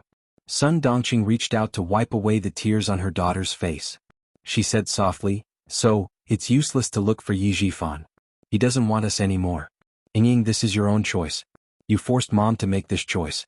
You have to admit it even if you don't want to. Sun Dongqing also hated Sun Ying for ending up like this. But no matter how much she hated her, she was still her daughter. She was also the one who gave birth to her after 10 months of pregnancy. Chapter 2396. She regretted agreeing to the divorce. If they hadn't divorced, if her daughter hadn't changed her surname to Sun, that bastard Yi Jifan wouldn't have stood by and watched. He wouldn't have hugged a bitch and said that she would give birth to a son when her daughter was in trouble. Sun Ying was completely dumbfounded. What did her mother just say? Did she say that her father found a bitch? She even said that she would give birth to a son. What about her? If that bitch gave birth to a son, what about her? What about her? No. She couldn't let that bitch give birth to a son. She couldn't let her father have a son, not even a daughter. Her father couldn't have any more children. She was his only daughter. Her surname was Yi, not Sun. Mom, Dad can't have children.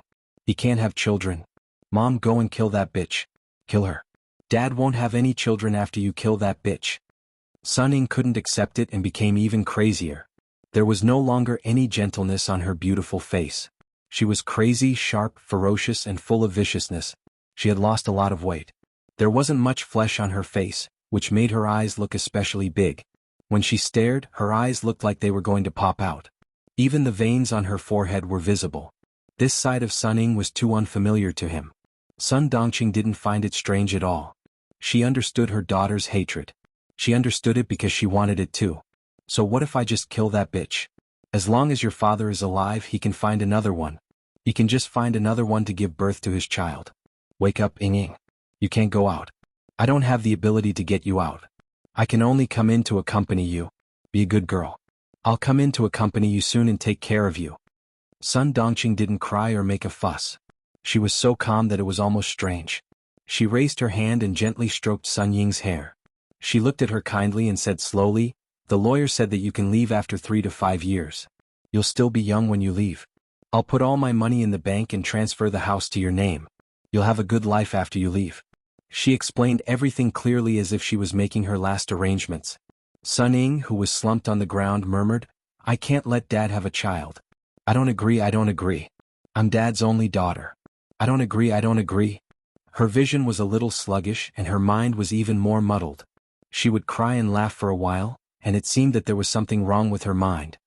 No, I can't live like this for the rest of my life. I'll be successful in the future. This is not a place for me to stay. I want to go out. It was time for visiting. 2 prison guards came in and said, "Time's up." Then they dragged Sunning away. The moment she was dragged up, Sunning screamed and struggled, let me go. I want to get out. Mom, save me, come and save me. I want to go out. I want to find Yiqian. I want to ask her why she didn't come to save me." The shrill scream filled the room. Sun Dongqing, who was sitting on the floor, wiped away the last drop of tears on her face. When she could no longer hear her daughter's voice, she slowly stood up. What was the use of killing a bitch? She should kill Yi Jifan. Yiqian. There was no other way. She couldn't kill her. She was much more powerful than Yi Jifan. She couldn't kill her. Then she could only curse her for everything to go wrong in the future. Even if she graduated from the military academy, she wouldn't have a good ending. Sun Dongqing, who had calmly walked into the police station, left calmly. Madame Li's sneer deepened. Chapter 2397. Yi Jifan was very slippery. The Commission for Discipline Inspection investigated him again and again, but they couldn't find any evidence against him. This time with Sun Dongqing he was in trouble. Director Ye's daughter is really interesting. She is ruthless and beautiful, Li Chuhai said with a smile. Suddenly, he saw Mrs. Li staring at him coldly. He realized that what he said was ambiguous. He smiled and said, "She is as old as Qin Qin. Sister, don't think too much. It's good that you know it. Don't mess around." Mrs. Li's cold eyes softened. She felt disgusted when she saw Sun Dongqing and her daughter. If she knew that her brother had evil intentions, Mrs. Li clenched her fists. Then she would make the mother and daughter's life more difficult. Li Chuhai glanced at her and said casually, "That girl is really bold. She lied to you. Are you going to let her go like this? She is just a girl. If you don't teach her a lesson, she really doesn't know how high the sky is." Kill. Yes, she was brave enough. She knew that she wanted to kill someone. This kind of person could do anything for herself and others would be assured to use her. She was ruthless but not smart enough. This kind of person was the most reassuring. With one hand in his pocket, Li Chuhai's eyes revealed a meaningful sneer. In an instant, his eyes were the same as before. "Lock her up for a while. We will see what happens next." Mrs. Li didn't want to talk about Sunning, who made her feel depressed. She advised her only brother earnestly, "Back then, you were forced to retire from the army and go abroad. Now I feel that I owe you. You have to make good use of it, okay? I am guarding at home, so you have to guard outside. I have been suppressed by the first branch for so long. Now that you are back, you have to fight for me and plan for Junjun." Li Chuhai and Mrs. Li were brother and sister. They had a good relationship. Hearing this, he smiled and nodded, I know. I am in my 40s. How can you still think of me as a hothead? Since you know that you are in your 40s, then do your job well." Mrs. Li walked out in high heels. The phone in her bag vibrated. She took it out and looked at the number. She immediately picked it up and smiled, "Old classmate, I am out." "Yes, I saw you. I've troubled you, old classmate. When you return to the capital, we'll have a good gathering again." All right. I'll leave you to it. Let's chat when you're free." Li Chuhai, who had walked to the front of the car, had already opened the door of the front passenger seat. After Mrs. Li ended the call, he said, "Sister, you'd better not meddle in the affairs outside now. Brother-in-law told me yesterday that the higher-ups are watching him too closely.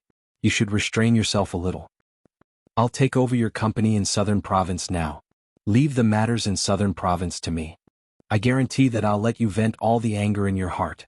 As the wife of the Deputy Chief of Staff do, Mrs. Li could not open a company outside. Therefore, all the companies under her name were under Li Chuhai's name. Sun Ying's incident had alerted the General Staff Department. Since Li Chuhai had returned to the country, she handed over all the company matters to Li Chuhai and retreated behind the scenes. Hearing this, she thought for a moment and nodded in agreement. "Okay, I'll leave the company to you. I'm getting old and there are many things that I can't do. When Junjun graduates, let him join the company to help out. The burden on your shoulders will be lighter." Li Chuhai smiled, "You have worked hard for decades. It's time for you to enjoy your life. I'll take care of the matters in Southern Province. I'll take care of the mother and daughter." Chapter 2398. You don't have to worry about Sun Dongqing. I want to see what she will do next. Madame Li curled her lips and sneered. Yi Jifan's disciplinary committee couldn't even find anything. Let's see if his ex-wife can find anything. Did he think that she would let him go after the divorce? Director Yi, you are an official. How can you be so naive? The car started and the sleek black luxury car sparkled in the sunlight. Li Chuhai, who was driving the car, glanced at Madame Li from the corner of his eye. Seeing the sneer on her face, he smiled and said, "They're just a few small fries. They're not worth your time. The General Staff Department keeps a close eye on brother-in-law. Don't make any big moves. Since I am back, I will handle some things that you can't handle." Madame Li had a good relationship with her brother. They knew that their eldest brother and second brother were not real siblings since they were young. Their eldest brother saw them as a thorn in his side, and they didn't like their eldest brother and second brother either. The family looked amiable on the surface because old Master Li was still around. After old Master Li passed away, the Li family would have to settle the score. They wanted to see who would win between the first branch and the second branch. Madame Li, whose eyes flashed with anger, pursed her lips tightly. The wrinkles on her face deepened, making her usually dignified face reveal a hint of gloominess that was not easily revealed. "We have lived a good life for a long time and we have to live a hard life. We have been submissive at home for so many years. It is time to turn things around." Madame Li's cold voice sounded in the quiet car and the atmosphere became a bit oppressive. Li Chuhai, who was driving, was not affected. He steadily turned the steering wheel and drove into the tunnel under the river. The light in the car suddenly dimmed and the street lights on both sides of the tunnel flickered. Li Chuhai's vision was affected and he couldn't help narrowing his eyes. With the flickering light, there seemed to be an unpredictable darkness flowing in his eyes. Everything will be fine. There is no obstacle that can't be overcome. Everything would be fine. So many obstacles had been overcome. What else could he, Li Chuhai, not overcome? The southern province's officialdom was still in flux. Some were on tenterhooks, some were uneasy, some were carefree, and some were applauding. As the Discipline Inspection Commission continued their investigation, 2 more officials from the southern province were removed from their positions in less than a week. At this moment, a report letter filled with countless typos was delivered to the Discipline Inspection Commission. It was a letter from Sun Dongqing to the Commission for Discipline Inspection. Yi Jifan didn't know about it, but Madame Li, who had been keeping an eye on the officialdom of Southern Province, knew about it. Mrs. Li had been staying in Southern Province during this period of time. All the companies in her hands were officially handed over to her younger brother, Li Chuhai. It was announced to the public that Li Chuhai had returned to take care of all the companies. As the elder sister who worked for her younger brother, she could finally relax. In fact, everyone knew about the twists and turns inside. However, because of the relationship between the Li family and the Du family, they knew about it but could not say it out loud. Madame Li had a tough personality. She dealt with things swiftly and fiercely. When she said that she would no longer manage the company, many people in the southern province were still very happy. Ho Zi, who was accompanying his wife, Xia Yue, was one of them. Madame Li, who was staying in the hotel, received a call from her old friend. When she learned that the Commission for Discipline Inspection had received a report on Yi Jifan, she was stunned. As for who wrote the report, it was not convenient for her old friend to say. Madame Li was also very sensible and did not ask further. Chapter 2399. After hanging up the phone, Mrs. Li puts on her makeup and knocks on the door next door. She and Li Chuhai live in the same hotel and their rooms are only separated by a wall. Li Chuhai is putting on his tie. Hearing the knock, he quickly opens the door. Call Sun Dongqing and ask her how she is doing. I just received a call from a friend who told me that Yi Jifan has been reported and the Discipline Inspection Committee has gone to the Urban Construction Bureau. Mrs. Li doesn't enter the room. She stands at the door and says, "Go to the company to sign the papers. I'll be there later. I'll change my ticket to the afternoon." According to the original plan, Mrs. Li will go to the company in the morning to sign several documents that Li Chuhai will be responsible for all the company's affairs in the future. Then she will fly back to the capital at 11 o'clock in the morning. At this moment, Yi Jifan, who has not been found out, is suddenly reported. Mrs. Li first thinks of Sun Dongqing. She has been staying in the southern province during this period. She needs to hand over all the affairs of the southern province branch to Li Chuhai, so she hasn't returned to the capital yet. Mrs. Li, who is dealing with the company's affairs, has been sending people to keep an eye on Sun Dongqing. As long as there is the slightest sign of trouble, she will immediately receive the news.